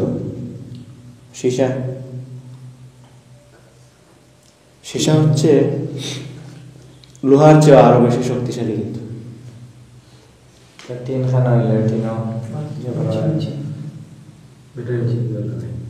গলিয়ে সীসা গলিয়ে কিয়ামতের দিন ওই যারা নারীদের দিকে খারাপ দৃষ্টিতে তাকাইছিল তাদের চোখে ঢেলে দেওয়া হবে। নাউযুবিল্লাহি মিন যালিক। আমরা এর থেকে আল্লাহর ক্ষমা চাই, আশ্রয় চাই। উপলব্ধি করার বিষয় এটা, শুধু বললে কিন্তু বুঝতে পারবেন না। আপনি চিন্তা করেন একটা মোমের আগুনে আপনি 1 মিনিট হাত রাখতে পারবেন না। একটা মোমের ফুটা আপনার যদি গালে দেওয়া হয় কষ্ট পাবেন না? গাল ছাড়া যদি একটা মোমের ফুটা আপনার শুকিয়ে দেওয়া হয় কি হবে? গতদিন একটা ঘটনা শুনছিলাম, গোয়াইনঘাটের ঘটনা। বাজারে একটা মারামারি শুরু হয়েছে সন্ধ্যার পরে, বিচার বসছিল, আর বিচারে বাদী বিবাদীরা ধাক্কাধাক্কি শুরু করছে। একজনকে ধাক্কা মারছে আর গিয়ে পড়ছে। সন্ধ্যার পরে তো গ্রামের বাজার, পেঁয়াজি টিয়াজি বানানো চলতেছে, গরম পড়ার মধ্যে গিয়ে পড়ে গেছে, পড়ছে তার মাথাটা, দুই চোখ কিন্তু অন্ধ হয়ে গেছে গরম তেলে, সে আর দেখতে পায় না। গরম তেল, মাত্র গরম তেল। কিছুদিন আগে ওই জায়গায় একটা দোকানের একজন ব্যক্তি গরম তেলে এরকম হাত দিতে পারে, ওই আপনাদের আগপাড়ায় পেঁয়াজের দোকান, গরম তেলে হাত দিতে পারে, এরকম মুদ্রাচ্ছে তেল, কিন্তু হাত দেয়, কিন্তু আমি দেখছি। এই তেল তার চোখে পড়ার পরে চোখটা অন্ধ হয়ে গেছে। অথচ কিয়ামতের দিন তেল নয়, কিন্তু আপনার চোখে লোহার মতো সীসাকে গলিয়ে তরল করা হবে, তেলের মতো তরল করা হবে, টকটকে লাল। দেখেন না, লোহারে তাপ দিলে কি হয়? লাল হয়ে যায় না? কিন্তু ওই লালটা এরকম শক্ত থাকবে না, ওই লালটা গলানো থাকবে, পানির মতো এরকম তরল থাকবে, আর ওইটা চোখের মধ্যে ঢেলে দেওয়া হবে। চিন্তা করেন ওই মুহূর্তটা কিরকম হতে পারে। শুধুমাত্র আপনি একজন নারীর দিকে তাকাইছেন খারাপ দৃষ্টিতে, আর কিচ্ছু করেন নেই। জিনা করা তো অনেক দূরে, শুধুমাত্র তাকাইছেন আপনি। তখন হযরত আলী রাদিয়াল্লাহু তাআলা আনহু নবী করিম সাল্লাল্লাহু আলাইহি ওয়াসাল্লামকে প্রশ্ন করলেন যে আমাদেরও তো দৃষ্টি নারীদের দিকে পড়ে, আমাদেরকেও কি এরকম শাস্তি দেওয়া হবে? নবী করিম সাল্লাল্লাহু আলাইহি ওয়াসাল্লাম বললেন, ইয়া আলী লা তাত্তাবিউ আন-নাজরাতা ফাইন্নাত লাকাল উলা ওয়া লাইসাত লাকাল আখিরা। তুমি তোমার দৃষ্টির আনুগত্য করো না। লা তাত্তাবিউ আন-নাজরাতা ফাইন্নাত লাকাল উলা, প্রথম দৃষ্টি তোমার হলেও ওয়া লাইসাত লাকাল আখিরা, শেষের দৃষ্টিটা কিন্তু তোমার নয়। এটা কার? শয়তান। রাস্তা দিয়ে হাঁটছেন, নারীরা রাস্তা দিয়ে হাঁটে, আপনার দৃষ্টি পড়তে পারে, অনিচ্ছাকৃত ভাবে আপনার দৃষ্টি নারীর দিকে পড়তে পারে। সাথে সাথে আপনি কি করবেন? চোখ ফিরিয়ে নেবেন। যদি না নেন আবার যদি আপনি তাকান যে দেখি বয়স আমার মতো আমার সাথে মিলবে কিনা, একটু সম্পর্ক করা যাবে কি, বুঝতে পারছেন? এরকম যদি আপনি চিন্তা করে আবার তাকান যে দেখি শর্ট না লং, না লং হইল নিচে লং জুতা পরে লং হইল কিনা, মিলবে কিনা আমার সাথে, আমি তো অনেক লম্বা, আমি তো অনেক হ্যান্ডসাম। এরকম চিন্তা করে যদি আপনি দ্বিতীয়বার তাকান তাহলে কিন্তু শেষ, আপনার আর জিনা করা লাগবে না, দর্শক হওয়া লাগবে না, আপনাকে শাস্তি পাওয়ার জন্য যথেষ্ট হয়ে গেছে। এখন অনেকে চিন্তা করলো যে যেহেতু প্রথম দৃষ্টি আমার, এই দৃষ্টির আমাকে শাস্তি দেওয়া হবে না, দ্বিতীয় দৃষ্টি যদি আমি দেই তাইলে আমাকে শাস্তি দেওয়া হবে। প্রথম দৃষ্টি পড়ার সাথে সাথে তাকাইয়া থাকে আর দৃষ্টি ফেরা থাকে, এটা তো প্রথম দৃষ্টি, এটা তো মাফ করে দেওয়া হবে। এরকম অনেক আছে যারা একটু দিন একটু বেশি মানে শরীয়ত জানে একটু বেশি, এরা কিন্তু জায়েজ করে নেয়। এরকম শয়তান যারা থাকে শরীয়ত জানে আবার শয়তানি করে, ভদ্র শয়তান, এরা কিন্তু এটা করার চেষ্টা করে। আমাদের সমাজ কোন দিকে যাচ্ছে চিন্তাও করতে পারবেন না। আপনি দর্শক হয়ে গেছেন অলরেডি, আপনি তাকাইছেন খারাপ দৃষ্টিতে, আপনি দর্শক। হয়তো মিডিয়া আপনাকে কাভারেজ করতেছে না যে অমুক দর্শক, হয়তো ইসলামী রাষ্ট্র নয় এজন্য আপনাকে শাস্তির সম্মুখীন করা হচ্ছে না, বরং আমরা তো মাঝে মধ্যে চিন্তা করি আর কি আফসুস, মোবাইলে কোরআন রাখতে পারি না, হাদিস রাখতে পারি না, ভালো জিনিস রাখতে পারি না, তাফসির, কোরআন তিলাওয়াত, ইসলামী সঙ্গীত এগুলো মোবাইলে রাখতে পারি না। বাধ্য হয়ে অনেকেই মোবাইলে হিন্দি সিনেমা রাখে, হিন্দি গান রাখে, মেয়েদের ছবি রাখে, দায়িত্বশীলের নাম কোনো মেয়ের নামে সেভ করে রাখে। কারণ হচ্ছে পুলিশ দেখলে ভাবে তার গার্লফ্রেন্ড কোনো সমস্যা না, বা মেয়ের ছবি থাকলে আর জীবনেও চিন্তাই করবে না যে অশিবির, পকেটে যদি সিগারেটের প্যাকেট থাকে চিন্তাও করবে অশিবির। আমরা আফসোস করি যে এই সমাজ কোন দিকে যাচ্ছে, যে জায়গায় উচিত ছিল যারা এই ধরনের অন্যায় অনাচার কাজ, অশ্লীলতা, বেহায়াপনার দিকে নিমজ্জিত হচ্ছে তাদেরকে ধরে নিয়ে সংশোধন করা, তা না করে যারা এদেরকে সংশোধন করার জন্য কাজ করতেছে তাদেরকে ধরে নিয়ে গলা চেপে ধরা হচ্ছে, যাতে করে এরা অশ্লীলতাকে আটকাতে না পারে, অশ্লীলতা যেন দিন দিন বেড়ে যায়, এই জন্য তারা কাজ করতেছে। চিন্তাও করতে পারবেন না। আজকে সন্ধ্যার পরের ঘটনা, আমার ক্লাসমেট আমাকে ফোন দিয়ে বলতেছে, সে বলতেছে কোর্টে গেছিল, 3 নম্বর গেটে সে দাঁড়িয়ে আছে, রিক্সার জন্য অপেক্ষা করতেছে। জাস্ট আমি আমাদের সমাজের পরিস্থিতিটা বোঝার জন্য আপনাদেরকে বলছি, এটা বলার বিষয় না, কিন্তু সে দাঁড়িয়ে আছে, হঠাৎ দেখলো 2 জন মেয়ে, তার ডান পাশে একজন, বাম পাশে একজন একটু সরে দাঁড়িয়েছে। সে বই পাইয়া গেল যে চুর বা ডাকাই হইলে তো চলো, মেয়েরা যেভাবে দাঁড়িয়ে আছে মনে হচ্ছে তাকে আজ চিন্তাই করে নিবে। সে বই পাইতেছে মনে মনে, আবার চিন্তা করতেছে যদি এরা ছিনতাইকারী বা অন্য কিছু না হয় তাহলে তো 2 জন একসাথে দাঁড়াবে, একজন এক পাশে আরেকজন অন্য পাশে, কেন? চিন্তা করতেছে সে। এর মধ্যে একজন এসে তার কাছে এসে বলতেছে যে নাইট, শুধু নাইট বলছে, আপনারা বুঝে নেবেন। সেও কিন্তু বুঝে নিছে নাইট শোনার পর। সে কতক্ষণ চিন্তা করে ভাবলো দেখি কি হয়। সে বললো নাইট। সে বলতেছে ঠিক আছে, কোথায়? আপনারা আমার কথা বুঝতে পারতেছেন? আমাদের সমাজ কোন জায়গায় চিন্তা করেন। সিলেটে, কিন্তু এই আজকে সন্ধ্যার পরের ঘটনা। আমরা সিলেটকে নিয়ে গর্ব করে বলি আধ্যাত্মিক নগরী। সারা বাংলাদেশের চেয়ে এই সিলেটে ধর্মভীরুরা বেশি। কিন্তু আজকে আমি এই কথাটার জন্য বলতেছি যে আজকে যারা এই সমাজ থেকে অশ্লীলতা দূর করার জন্য কাজ করতেছে তাদেরকে দমিয়ে দেওয়ার ফলশ্রুতিতে সমাজে কি পরিমাণে অশ্লীলতা ছড়িয়ে পড়তেছে এর একটা উদাহরণ এটা। আধ্যাত্মিক নগরীতে এরকম ঘটনা ঘটতেছে, আর অনাধ্যাত্মিক নগরী যেগুলো আছে এগুলোর কথা তো আর নাই বলবো। তো সে বললো, ও বলতেছে কোন জায়গায়? সে বললো তুমি বলো কোন জায়গায়? তো ওই মেয়েটা বললো যে উসমানী মেডিকেলের দিকে চলো, ওইদিকে। সে বললো ঠিক আছে চলো। বললো এখন সে বলতেছে এখন কি বলবে? সে তো আর মানে ওই উদ্দেশ্যে কথা বলতেছে না, সে জাস্ট দেখে কি হয় এই জন্য। সে বললো ঠিক আছে, কিভাবে কি হবে, মানে সে বিস্তারিত জানার চেষ্টা করলো আর কি। বললো যে কিভাবে কি হবে। ওই মেয়েটা বললো যে আমার রেট হচ্ছে 500 টাকা। আমি সহজ ভাষায় বললাম। আর ওই পাশে যে দাঁড়িয়ে আছে তার রেট হচ্ছে 300 টাকা। সে আর বোঝার বাকি থাকলো না, সে নিজেকে রক্ষা করার জন্য বললো ঠিক আছে আমি আমার ভাইকে নিয়ে আসি, ওই জায়গায় দাঁড়িয়ে আছে। সে বললো 2 জন? ও তাইলে হবে না, 1200 টাকা।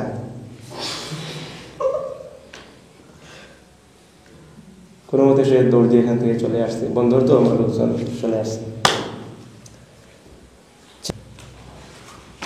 আপনি হাত পা গুটিয়ে বসে থাকবেন? এই সমাজ যেদিকে যাক কোনো সমস্যা না, আপনি হাত পা গুটিয়ে বসে থাকবেন? কুনতুম খায়রা উম্মাতিন উখরিজাত লিন-নাস তা'মুরুনা বিল মা'রুফ ওয়া তানহাউনা আনিল মুনকার। তোমরাই হচ্ছ সর্বোত্তম জাতি। তোমরা মানুষদেরকে কি করবে? সৎ কাজের আদেশ দিবে এবং অসৎ কাজ থেকে মানুষদেরকে কি করবে? বিরত রাখবে। আপনি ওই যে বললাম এটা হচ্ছে চোখের জিনা। আপনি দর্শক হওয়ার জন্য আর বাকি নেই, আপনি মেয়ের দিকে তাকাইছেন, আপনি জিনা করে ফেলছেন। আপনার মুখের জিনা কি? রাত বিরাত, রাত 12টা 2টা 3টা তাহাজ্জুদের সময়, ফজরের সময় চলে যাচ্ছে, আপনি আপনার গার্লফ্রেন্ডের সাথে কথা বলতেছেন, মিষ্টি মধুর কথা, আজে বাজে কথা, অথবা আপনি এই ধরনের খারাপ ভাষা ইউজ করেন বন্ধু বান্ধবের সাথে। এটা হচ্ছে আপনার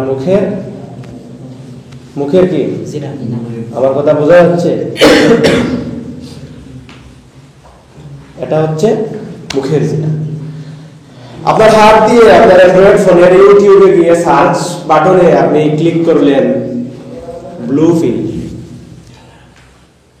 দুনিয়ার কোনো কিছু বাকি থাকবে আর আসার জন্য? আগে কিন্তু সাদিক ভাই বলছেন, কিন্তু উনি কিন্তু খুলে বলেন নাই, আমি খুলে বলতেছি জাস্ট বুঝার স্বার্থে। আমাদেরকে সংশোধন হতে হবে, জাহান্নাম থেকে আমাদেরকে রক্ষা করার জন্য কাজ করতে হবে। যদি এটা করতে না পারে আমাদের এই জীবনটা বৃথা হয়ে যাবে। আপনি পা দিয়ে হেঁটে গেলেন সিনেমা হলে, পা দিয়ে হেঁটে গেলেন ইফটিজিং করতে, পা দিয়ে হেঁটে গেলেন গার্লফ্রেন্ডের সাথে দেখা করতে, আপনার পায়ের জিনা হয়ে গেছে। আপনি দর্শক হতে আর বাকি নেই। সুতরাং নিজেকে রক্ষা করুন, সমাজকে রক্ষা করতে হবে, জাহান্নামের কঠিন শাস্তি থেকে নিজেকে রক্ষা করতে হবে। আমাদের জীবনের কোনো গ্যারান্টি নেই, যে কোনো মুহূর্তে আমাদের জীবন শেষ হয়ে যেতে পারে। আপনি ইউটিউবে একটি ব্লু ফিল্ম দেখতেছেন, এই মুহূর্তে আপনি মারা গেলেন। আমি বিভিন্ন সময় এরকম উদাহরণ দিয়ে থাকি। 1 ঘন্টার একটা ব্লু ফিল্ম আপনি প্লে করে দেখতেছেন, মারা গেলেন। 10 মিনিটের ভিতরে আপনি মারা গেলেন। মারা যায় না এরকম মানুষ? সেকেন্ডের মধ্যে মানুষ, সুস্থ মানুষ মারা যায়। আপনি এখন একটা প্লে করলেন, 10 মিনিটের ভিতরে আপনি মারা গেলেন। আপনার আত্মীয় স্বজন, আপনার বাবা মা, আরো যারা আপনার ফ্রেন্ড বন্ধু যারা আছে আপনাকে এসে দেখলো আপনি মারা গেছেন। মোবাইলের ভিডিওটা কিন্তু কেউ পোস্ট করবে না, স্টপ করবে কেউ না। ফেরেশতা এসে বলবে না, মানুষ দেখে কি বলবে, পোস্ট করে দিই। শয়তান বলবে যে না, মানুষ শয়তানি ধরে ফেলবে, এটা পোস্ট করে দিই। শয়তান পোস্ট করবে না। আপনার আত্মীয় স্বজন, বন্ধু বান্ধব, পাড়া প্রতিবেশী সবাই দেখে ধারণা করে ফেলবে আপনি জান্নাতি না জাহান্নামী। আপনি নিজে চিন্তা করেন, এই মুহূর্তে যদি আমি মারা যাই, জান্নাতি হব না জাহান্নামী হব? বলেন। আপনি ব্লু ফিল্ম দেখতেছেন, খারাপ ভিডিও দেখতেছেন, কিন্তু ব্লু ফিল্ম হয়তো বুঝতে পারতেছেন না। খারাপ সিনেমা, খারাপ মুভি, খারাপ ভিডিও, এগুলো দেখতেছেন, এগুলো একদম হাতের নাগালে। এগুলো আমি বলতেছি এই জন্য যে এগুলো আমাদের সমাজে চলে, এগুলোই চলে আমাদের সমাজে। আমাদের তরুণ প্রজন্ম ধ্বংস হয়ে যাচ্ছে, নষ্ট হয়ে যাচ্ছে এগুলোর কারণে। এই জন্য আমি সহ আল্লাহ যেন আমাদেরকে এগুলো থেকে রক্ষা করেন। আমরা যেন এ থেকে রক্ষা পাওয়ার জন্য উপযোগী পদক্ষেপ নিতে পারি, এই জন্য আমরা এই কথাগুলো বলা।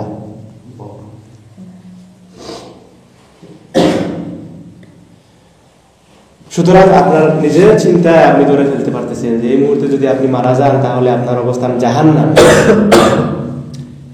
এর আগে দোয়া করলেন আপনি রব্বানা সরিফ আন্না আযাবা জাহান্নাম, যে আল্লাহ আমাদেরকে জাহান্নামের কঠিন শাস্তি থেকে রক্ষা করুন। এরপরে যদি আপনি আবার ওই ধরনের কাজে জড়িত হন, ওই ধরনের জিনা, ব্যভিচার, খারাপ দৃষ্টিতে তাকানো, খারাপ জায়গায় হেঁটে যাওয়া, খারাপ কথা বলা, এগুলা যদি করেন, জাহান্নামের শাস্তি থেকে আপনাকে রক্ষা করা হবে না। যত দোয়া করেন না কেন, সারা জীবন খুঁয়ে গেলেন আপনি দোয়া করতে করতে, আপনার আমল যদি পরিবর্তন না হয়, আপনার ভিতরে যদি আল্লাহর ভয় না ঢুকে, এবং এই ভয়ের কারণে যদি আপনি খারাপ কাজ থেকে নিজেকে বিরত রাখতে না পারেন, আপনাকে জাহান্নাম থেকে রক্ষা করা হবে না। খুব হতাশাজনক খবর এটা। সুতরাং আমাদেরকে বিশেষ করে এই ব্যাপারে আমাদেরকে সতর্ক দৃষ্টি রাখতে হবে। আমাদেরকে পর্দা মেনটেইন করে চলতে হবে। কোনো অপরিচিত বললে ভুল হবে, তাহলে তো পরিচিতদের দিকে তাকানো যাবে হয়তো না। আপনার চাচাতো বোন, ফুফাতো বোন, খালাতো বোন, মামাতো বোন, এদের দিকেও আপনি খারাপ দৃষ্টিতে তাকাতে পারবেন না। তাকানো ভালো।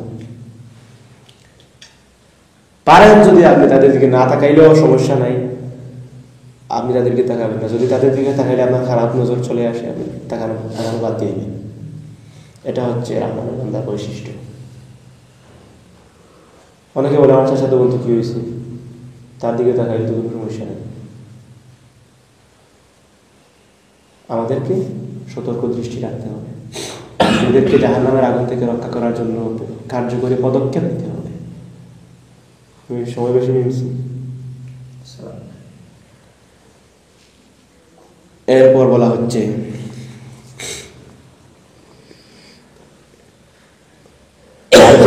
লাভ করবে, অর্থাৎ ওই যে কেউ যদি হত্যা করে কাউকে, আবার কেউ যদি আল্লাহ ছাড়া অন্য কাউকে ইলাহ হিসাবে, ওই পীর মুরিদ এগুলা, মানে আল্লাহ ছাড়া কারো কাছে গিয়ে কামনা করা, দোয়া করা, বাবা সন্তান দাও, সম্পদ দাও, এগুলা কেউ করবে, তাদেরকে শাস্তির সম্মুখীন হতে হবে। কেউ এই ধরনের পর্দা লঙ্ঘন করবে, খারাপ দৃষ্টিতে তাকাবে, খারাপ কথা বলবে, অশ্লীলতা করবে, এদেরকে শাস্তির সম্মুখীন হতে হবে। এই কথাগুলো কার? শিবিরে কথাগুলো কার? কোরআন, আল্লাহর কথা। আমরা যদি আল্লাহর এই কথাগুলো যদি আমরা অনুসরণ করে নিজেদেরকে সংশোধন করে ফেলতে পারি, দিস ইজ শিবির।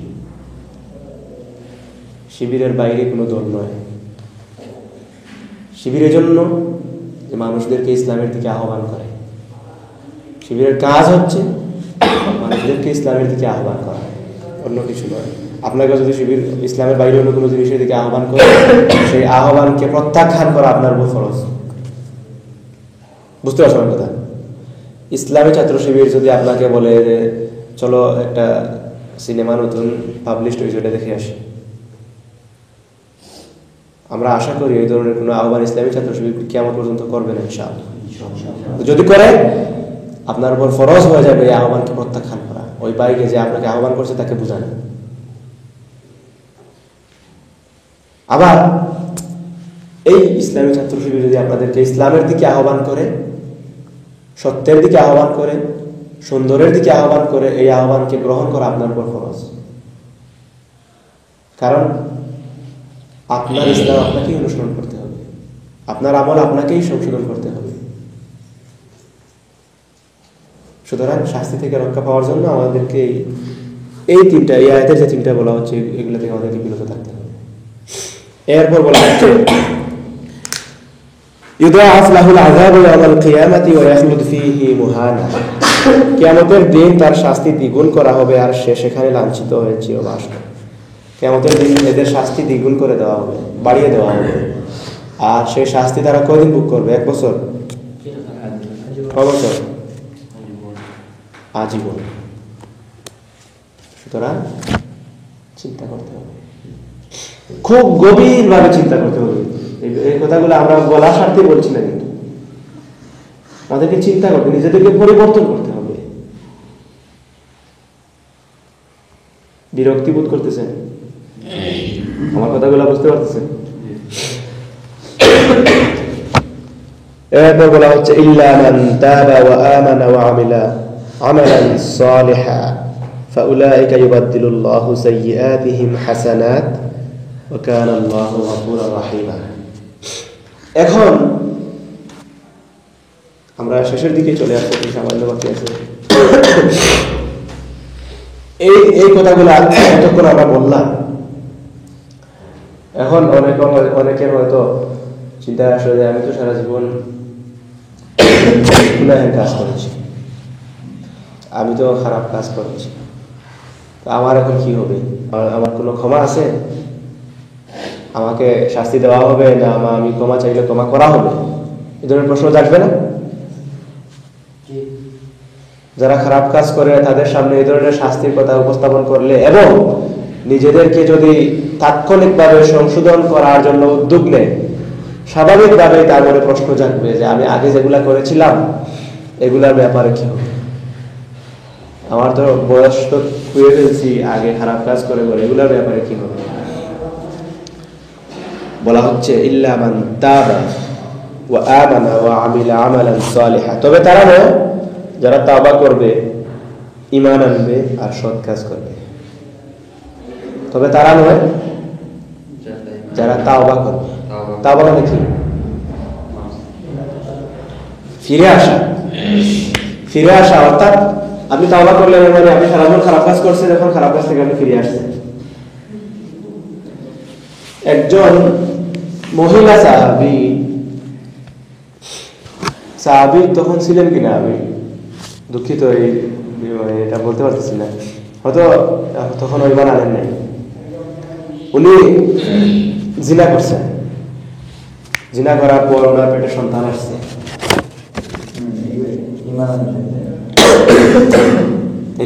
ঠিক আছে, যে উনি তখন সাহাবী ছিলেন, মহিলা সাহাবী।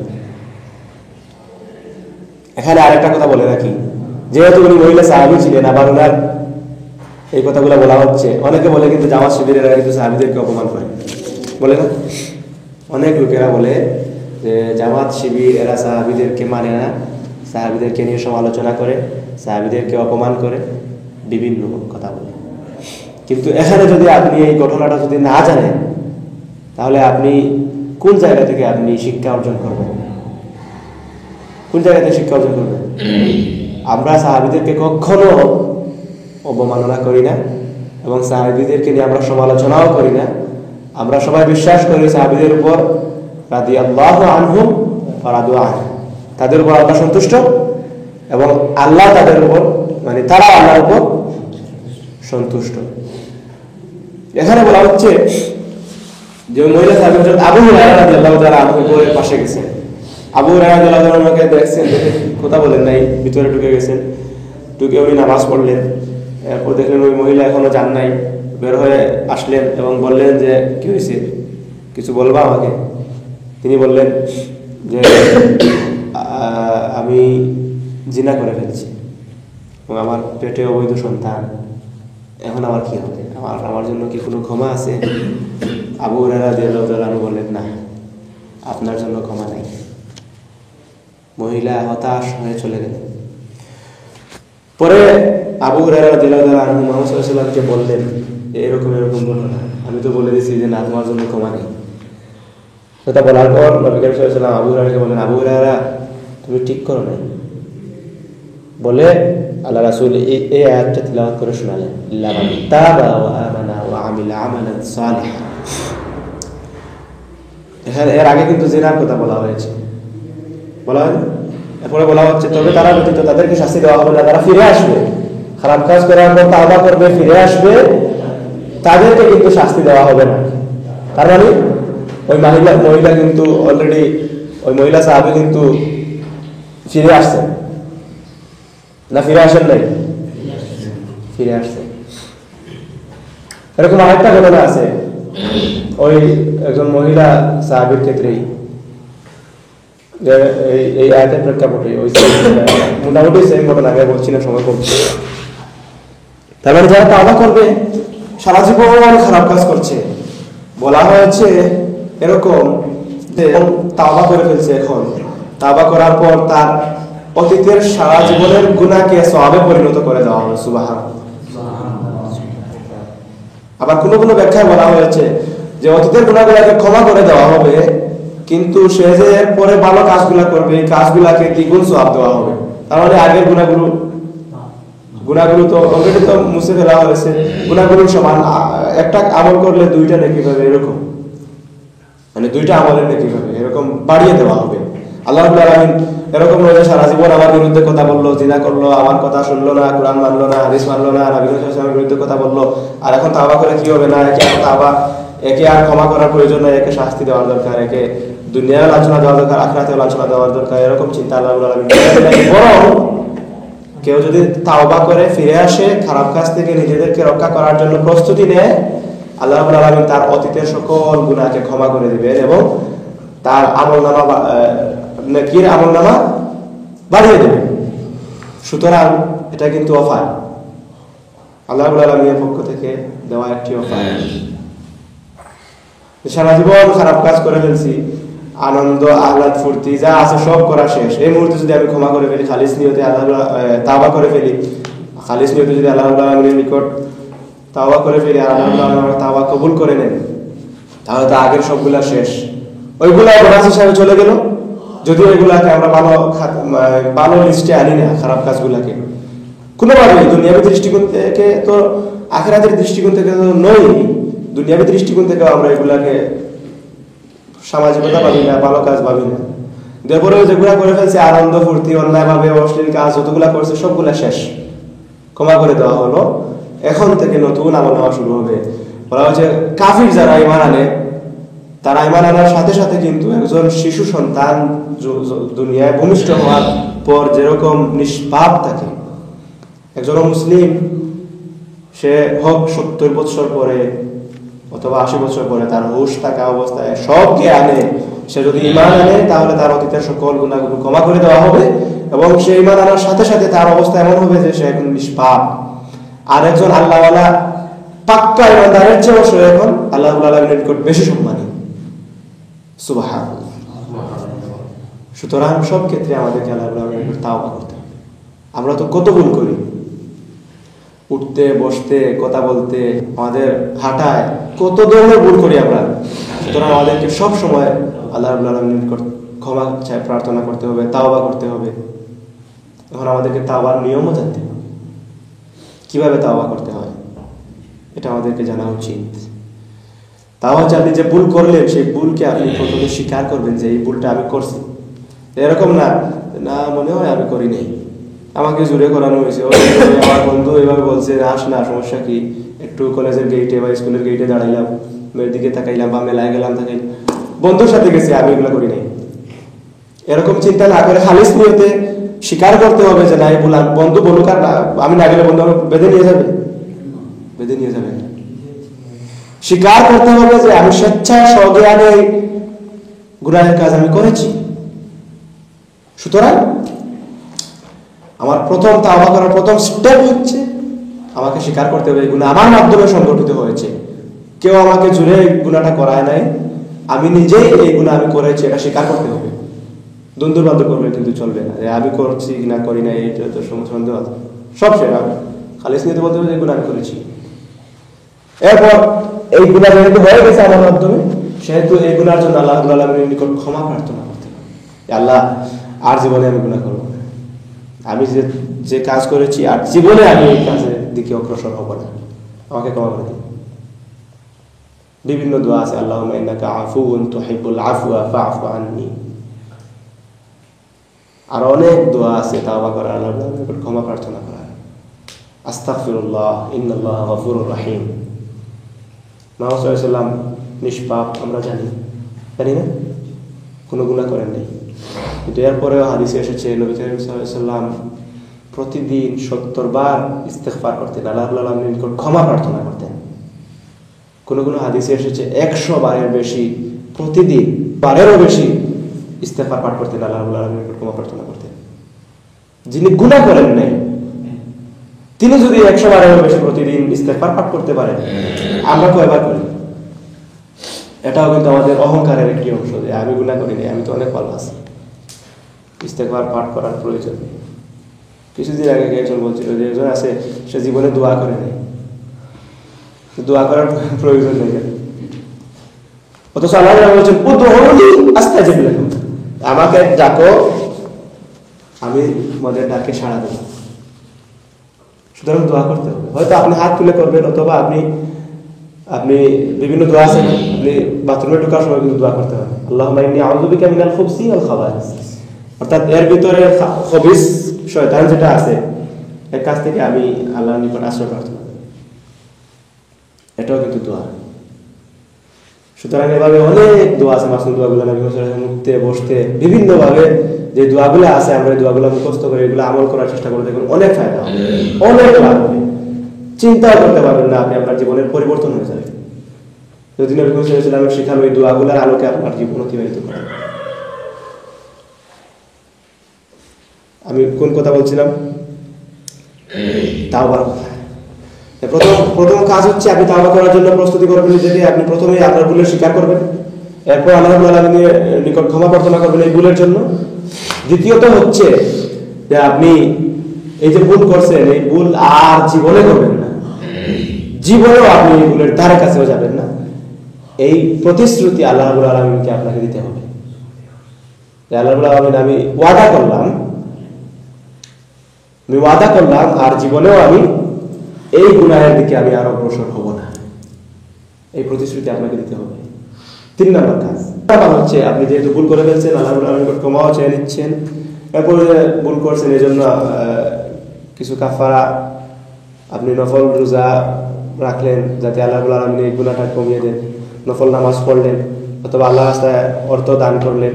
এভাবে আপনি এই ভুলের জন্য আল্লাহ রাব্বুল আলামিনের রাস্তায় কাফারা দিলেন, যাতে এর বিনিময়ে আল্লাহ রাব্বুল আলামিন আপনার ওই অতীতের গুনাহগুলোকে, আমার কথা বুঝতে পারতেছেন আপনারা? আমি কিন্তু খেয়াল করতেছি আপনারা আমার কথা বুঝেন না, এখন জিজ্ঞাসা করলে কিন্তু বলতে পারবেন অনেকে কি বলছি, বলতে পারবেন বলছেন কাফারা, নফল নামাজ, তারপরে কিছু রোজা, এগুলা তো কানে আওয়াজ ঢুকছে হতো। আচ্ছা ঠিক আছে, শুকরিয়া, আপনি বলতে পারছেন দুইটা। আপনি কাফারা দিবেন যে নফল নামাজ রোজা, কারণ হাদিসে এরকম এসেছে যে কোনো বান্দাকে যখন আল্লাহ রাব্বুল আলামিন জান্নাতে দেওয়ার ইচ্ছা পোষণ করবেন, আবার দেখবেন যে ফরজ নামাজ পড়ে নাই, অনেক সময় ফরজ নামাজ ত্যাগ করছে, তখন আল্লাহ রাব্বুল আলামিন ফেরেশতাদেরকে নির্দেশ দিবেন যে দেখো সে জীবনে কোনোদিন নফল নামাজ পড়েছিল, ওই নফল নামাজগুলো নিয়ে এসে ফরজের ওই শূন্য স্থান, ওই গ্যাপসকে ফিল আপ করে দাও। সুবহানাল্লাহ। সুতরাং নফল ইবাদত আমাদেরকে বাড়াইয়ে দিতে হবে, নফল নামাজ, নফল রোজা এবং আল্লাহ রাস্তায় দান করা আমাদেরকে বাড়াইয়ে দিতে হবে। কারণ আল্লাহ রাস্তায় দান করা তো ফরজ না সবসময়, যাকাতের বেলায় ফরজ, কিন্তু আমি এখন যদি 5 টাকা দিই কাউকে বা 50 টাকা দিই, এটা কিন্তু আমার কোনো খরচ ছিল না, কিন্তু আমি অতিরিক্ত হিসাবে আল্লাহ রাব্বুল আলামিন আমাদেরকে সওয়াব বাড়াইয়া দিবেন, এই জন্য আমরা দান করলাম, এটা আমাদেরকে বেশি বেশি করে করতে হবে। তাইলে তাওবার নিয়ম কয়টা? তাওবার নিয়ম কয়টা? কয়টা নিয়মে তাওবা করতে হয়? এই 4টা পয়েন্ট আপনারা মুখস্থ করেন, পরবর্তীতে কাজে আসবে। প্রথমে ভুল স্বীকার করা, প্রথমে নিজের ভুল স্বীকার করা, করা, তারপরে 2 নম্বর ক্ষমা চাওয়া, উক্ত ভুলের জন্য আল্লাহ রাব্বুল আলামিনের নিকট ক্ষমা প্রার্থনা করা। আমি জিজ্ঞাসা করবো কিন্তু খেয়াল করবেন। 3 নম্বর আর ওই ভুল না করার জন্য, আর জীবনে ভুল করবো না এই কথা এই প্রতিজ্ঞা করা। 3 নম্বর। 4 নম্বর হচ্ছে কাফারা আদায় করা, নফল নামাজ, নফল ইবাদত বাড়িয়ে দেওয়া, আল্লাহর রাস্তায় দান করা, নফল নামাজ বা রোজা রাখা, এগুলা বিভিন্ন নফল ইবাদত হইতে পারে। আপনি বলেন 1 নম্বর কি?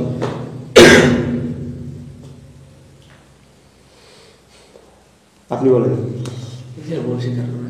একটু সহজ বিষয়। 1 নম্বর নিজের ভুল স্বীকার করা, 2 নম্বর ভুলের জন্য আল্লাহ রাব্বুল আলামিনের ক্ষমা প্রার্থনা করা, 3 নম্বর হচ্ছে পরবর্তীতে ভুল না করার জন্য প্রতিশ্রুতিবদ্ধ হওয়া, 4 নম্বর হচ্ছে নফল ইবাদত বাড়িয়ে দেওয়া, কাফারা আদায় করার জন্য। নফল ইবাদত বলতে নফল রোজা হইতে পারে, নফল নামাজ হইতে পারে, দান খয়রাত হইতে পারে। তাইলে এটা তাওবার নিয়ম আমরা জানলাম, এবং যারা তাওবা করবে তাদের জীবনের অতীতের সবগুলা কি হবে? মাফ হয়ে যাবে। যারা খালিস নিয়তে তাওবা করবে, ফিরে আসবে এবং ভালো কাজ করা সত্য।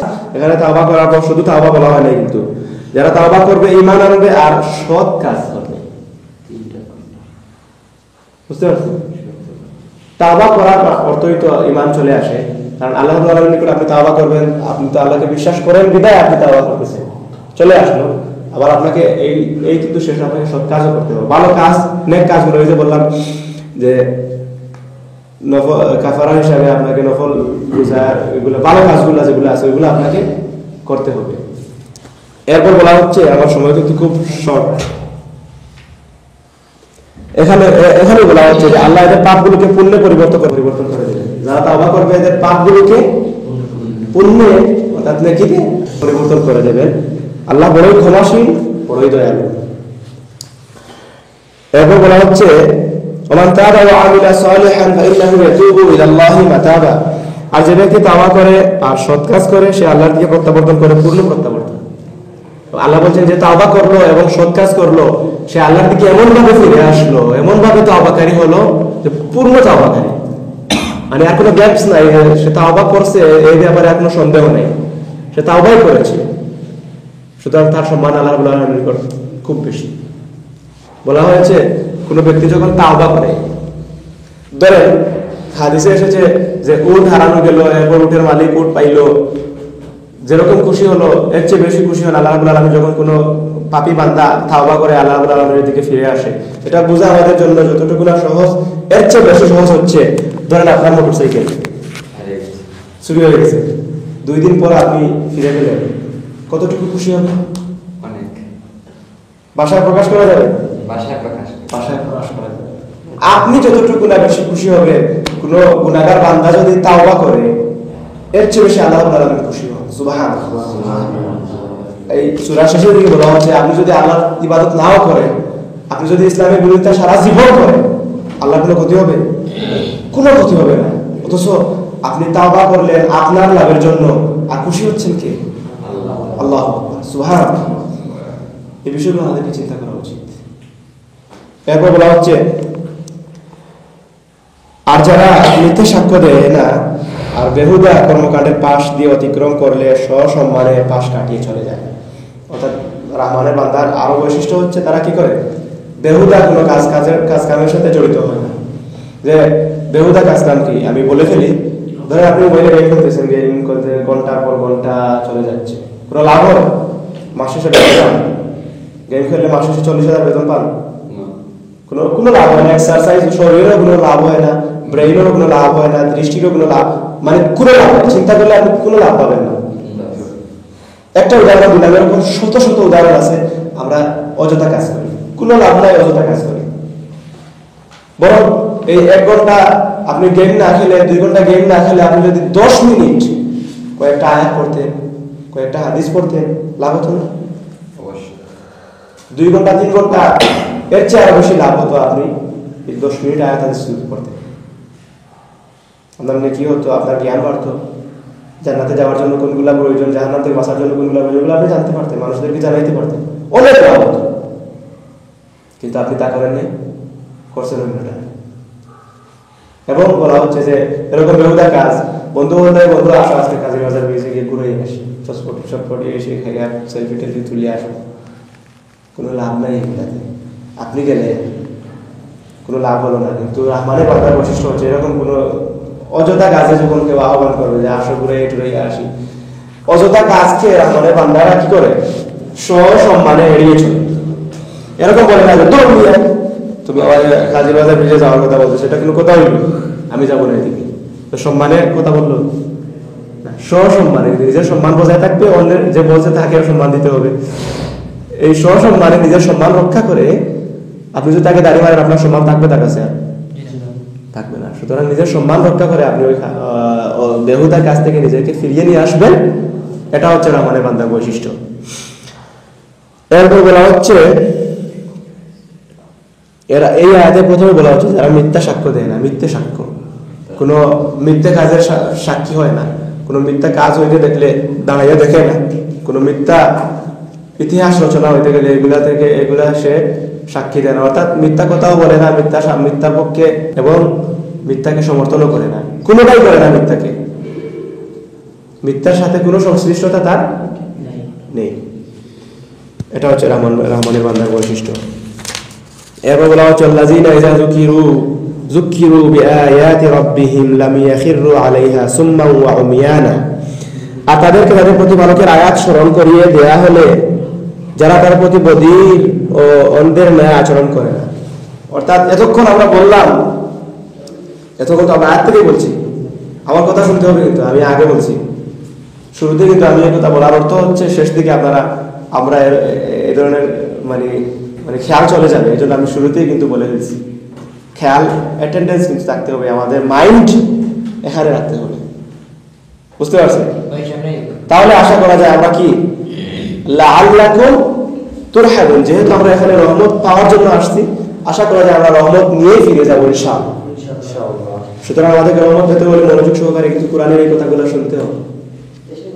এখন বলা হচ্ছে রহমানের বৈশিষ্ট্য, এতক্ষণ তো এই কথাগুলো বলা হচ্ছে, কোরআনের আয়াতগুলো বলা হচ্ছে, এখন আল্লাহ বলছে, দেখেন আল্লাহ কি সুচিন্তিত ভাবে এই কোরআনকে আল্লাহ নাযিল করেছেন।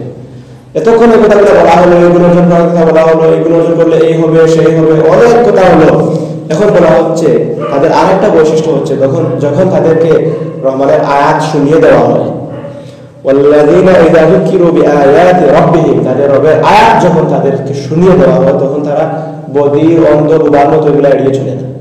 এগুলা খুব মনোযোগ সহকারে তারা শুনে এবং আজ করে, এগুলা থেকে শেখার চেষ্টা করে, এগুলাকে নিজের জীবনে বাস্তবায়ন করার জন্য চেষ্টা করে।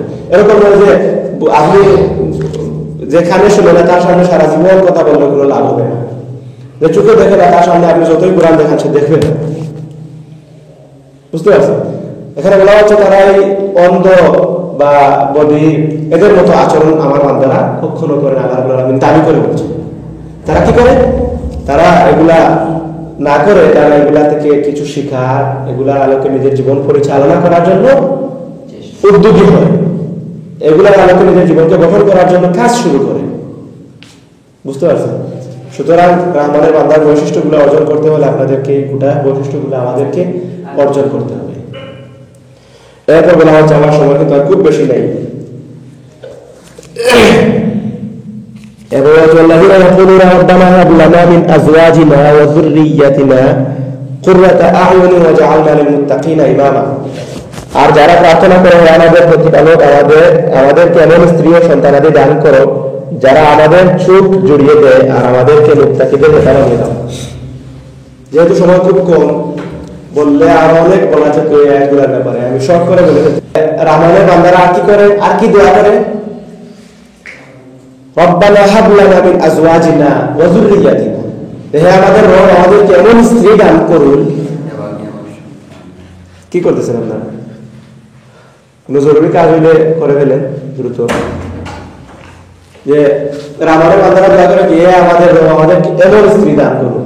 এই দোয়া করার সময় কিন্তু আমাদের যদিও 10 বছর পর বা 15 বছর পর বা 20 বছর পর আমরা বিয়ে করবো, কিন্তু বিয়ে করার পরে তো আর দোয়া করে লাভ হবে না, বিয়ে করার আগেই দোয়া করতে হবে। আল্লাহ আমাদের এমন স্ত্রী দান করুন, যুররিয়াতিনা, এমন সন্তান দান করুন, কুররাতা আয়ুন, যাদের দিকে তাকালে আমার চক্ষু শীতল হয়ে যায়, আমার অন্তর ঠান্ডা হয়ে যায়, এরকম সন্তান এবং এরকম স্ত্রী আমাদেরকে দান করুন। আমি নিজামরা কিন্তু খুব ভালো করে বলছি, ঠিক আছে? আল্লাহ আমাদের সবার জন্য কবুল করুন, আমিন। এরপর ও জাআলনা লিহুমা, আর দোয়া করতেছেন যে আল্লাহ আমাদেরকে মুত্তাকিদের নেতা বানিয়ে দেন, মুত্তাকিদের নেতা বানিয়ে দেন। এই আয়াতে অনেকে ভুল ব্যাখ্যা করে যে এর তো নেতা হওয়ার জন্য আমাকে কামনা করতে হবে, যে আমি নেতা হতে, আল্লাহ বলে দোয়া শিখিয়ে দিচ্ছেন আমাকে অন্য দায়িত্ব দেওয়া হোক, আমি মহানগরের সভাপতি হই, কেন্দ্রীয় সভাপতি হই, এরকম অনেকে ব্যাখ্যা করে, কিন্তু যে আমি প্রার্থী হতে পারবো কেন্দ্রীয় সভাপতি হওয়ার জন্য, আমি প্রার্থী হতে পারবো নেতা হওয়ার জন্য না। এই আয়াতের ব্যাখ্যা কিন্তু এটা নয়।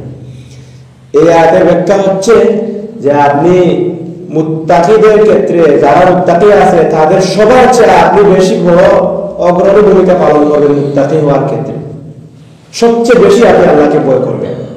এই ভূমিকা অর্জন করার দোয়া এখানে করা হচ্ছে। যারা মুত্তাকি, এখানে যদি 100 জন মুত্তাকি থাকে, তাহলে আপনাকে চেষ্টা করতে হবে এই 100 জনের চেয়ে সবচেয়ে বড় মুত্তাকি হতে হবে আমাকে। এই দোয়া আমাদেরকে এখানে শিক্ষা দিচ্ছে। মুত্তাকি অর্থাৎ আল্লাহর ভয়ের ক্ষেত্রে আমাকে বেশি অগ্রণী ভূমিকা পালন করতে হবে। এই যে আমি আগে বললাম ওয়াসারিউ ইলা মাগফিরা, যে তোমরা আল্লাহ মাগফিরাতের দিকে, ক্ষমার দিকে। সুতরাং এখানে বলা হচ্ছে যে মুত্তাকি হওয়ার ক্ষেত্রে আমাদেরকে ওই মানের আমাদেরকে নিয়ে যেতে হবে। সবার চেয়ে বড় মুত্তাকি আমাকে হওয়ার জন্য যে কাজগুলো করা দরকার, এই কাজগুলো আমাকে করার জন্য আল্লাহ আমাদের সহযোগিতা কামনা করা, এই দোয়ার মাধ্যমে। বুঝতে পারতেছেন আমার কথাগুলো? আপনারা ওইদিকে আসছেন। এরপর বলা হচ্ছে উলাইকা ইউজাউনাল গুরফাতা বিমা সাবারু ওয়া ইউলাক্কাউনা ফিহা তাহিয়াতাও ওয়া সালামা। এদেরকে তাদের ধৈর্য ধারণের কারণে জান্নাতের সুউচ্চ স্থান দান করে পুরস্কৃত করা হবে। সেখানে তাদেরকে অভ্যর্থনা জানানো হবে, সংবর্ধনা ও সালাম জানিয়ে। যে এই যে এতক্ষণ আমরা যে কথাগুলো বললাম, এই গুণগুলা অর্জন ধৈর্য সহকারে, অনেক বাধা আসবে, অনেক বিপদ আসবে, অনেক মুসিবত আসবে, অনেক কটূক্তি আসবে, অনেক অপবাদ আসবে, শত ধরনের বাধা আপনার দিকে আসবে। এরপরেও আপনি ধৈর্য সহকারে আপনি যদি এই বৈশিষ্ট্যগুলো অর্জন করতে পারেন, তাহলে আপনাকে কি দেওয়া হবে? সুউচ্চ মর্যাদা দেওয়া হবে, আপনাকে জান্নাত দেওয়া হবে। এবং আমরা খুব খুশি হই আমাদেরকে সংবর্ধনা দিলে, ক্রেস্ট দিলে, ঠিক না? কিন্তু আল্লাহ রাব্বুল আলামিনের পক্ষ থেকে আমাদেরকে সংবর্ধনা দেওয়া হবে এই গুণগুলো অর্জন করতে পারলে। সুবহানাল্লাহ। আমরা চাই না এই গুণগুলো অর্জন করতে, আল্লাহ রাব্বুল আলামিন আমাদেরকে এই গুণগুলো অর্জন করার তৌফিক দান করুন। এরপর বলা হচ্ছে খালিদিনা ফিহা হাসুনাত মুস্তাকাররা ওয়া মুকামা। এবং এই সংবর্ধনা যে দেওয়া হবে শুধু একটি মুহূর্তের জন্য কিন্তু দেওয়া হবে না, এবং এই সুউচ্চ মর্যাদা কিন্তু কয়েকদিনের জন্য দেওয়া হবে না। কয়দিনের জন্য দেওয়া হবে? শেষ অনন্তকালের জন্য আমাদেরকে দেওয়া হবে সেই জান্নাত। বলা হয়েছে কোরআনের অন্য আয়াতে মাসালুল জান্নাতিল্লাতী ওয়াইদাল মুত্তাকুন ফিহা আনহারুম মিন মাইন গায়রি আসিন ওয়া আনহারুম মিন লাবানিন লাম ইয়াতাগায়্যার তা'আমুহু ওয়া আনহারুম মিন খামরিন লাযযাতিন লিশ-শারিবিন। বলা হচ্ছে জান্নাতে থাকবে দুধের নহর, দুধের নদী, মধুর নদী, শরাবের নদী, সাগর থাকবে, দুধের সাগর থাকবে। এরকম না যে দুধ উঠাইতে গেলে কাদা উঠে আসবে পাত্রের মধ্যে, কাদা থাকবে না, কিন্তু আপনার মধুর সাগর থাকবে। শরাব এখানে এই শরাব কিন্তু আমরা দুনিয়াতে যেটা খাওয়ার পর কিন্তু মাতাল হয়ে যায় লোকেরা, হয় না? এই শরাব কিন্তু বলা হচ্ছে ওইখানে যে শরাব থাকবে, শরাবের অর্থ এখানে দুনিয়াতে যেগুলা কি যেগুলা বলেন, মদ বলেন আর যেগুলো, এখানে কিন্তু এই বৈশিষ্ট্যপূর্ণ শরাব থাকবে না। এখানে শরাবটা থাকবে খুব স্বাদ, এবং এই শরাবটা খাওয়ার পর কেউ মাতাল হবে না। এটা পবিত্র শরাব, শরাবান তাহুরা। এইগুলা দেওয়া হবে কাদেরকে? জান্নাতীদেরকে। আর জান্নাতি হতে হলে কি করতে হবে?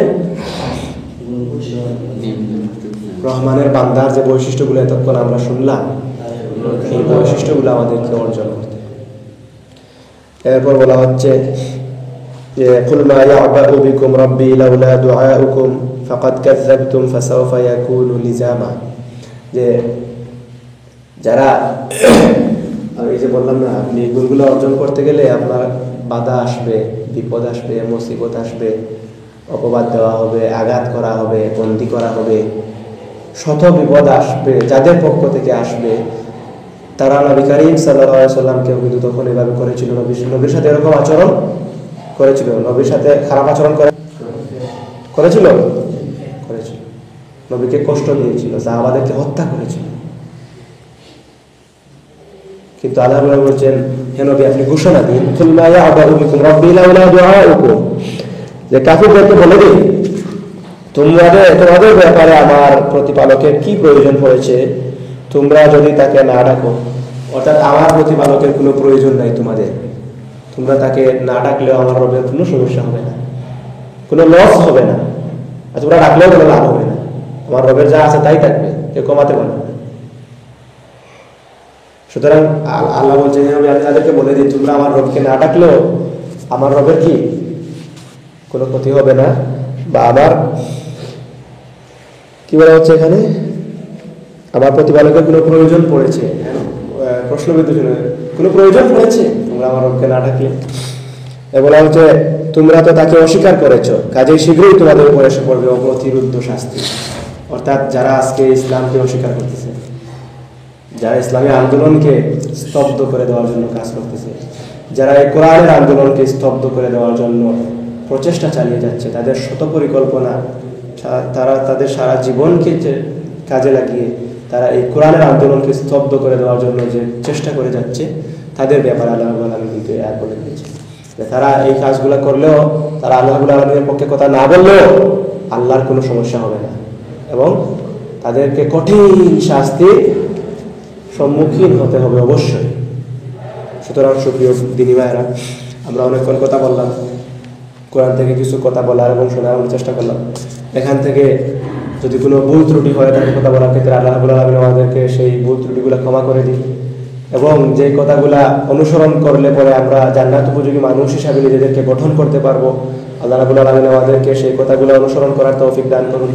সর্বোপরি আমরা যেন এই কোরআনের আলোকে আমাদের জীবনকে করতে পারি, আমাদের পরিবারকে করতে পারি, আমাদের সমাজকে করতে পারি, গোটা বিশ্বকে যেন আমরা এই কোরআনের আলোয় আলোকিত করতে পারি, সেই জন্য আমরা কাজ করতে পারি। আল্লাহ রাব্বুল আলামিন আমাদেরকে সেই তৌফিক দান করুন। আমিন। আসসালামু আলাইকুম ওয়া রাহমাতুল্লাহি ওয়া বারাকাতুহু।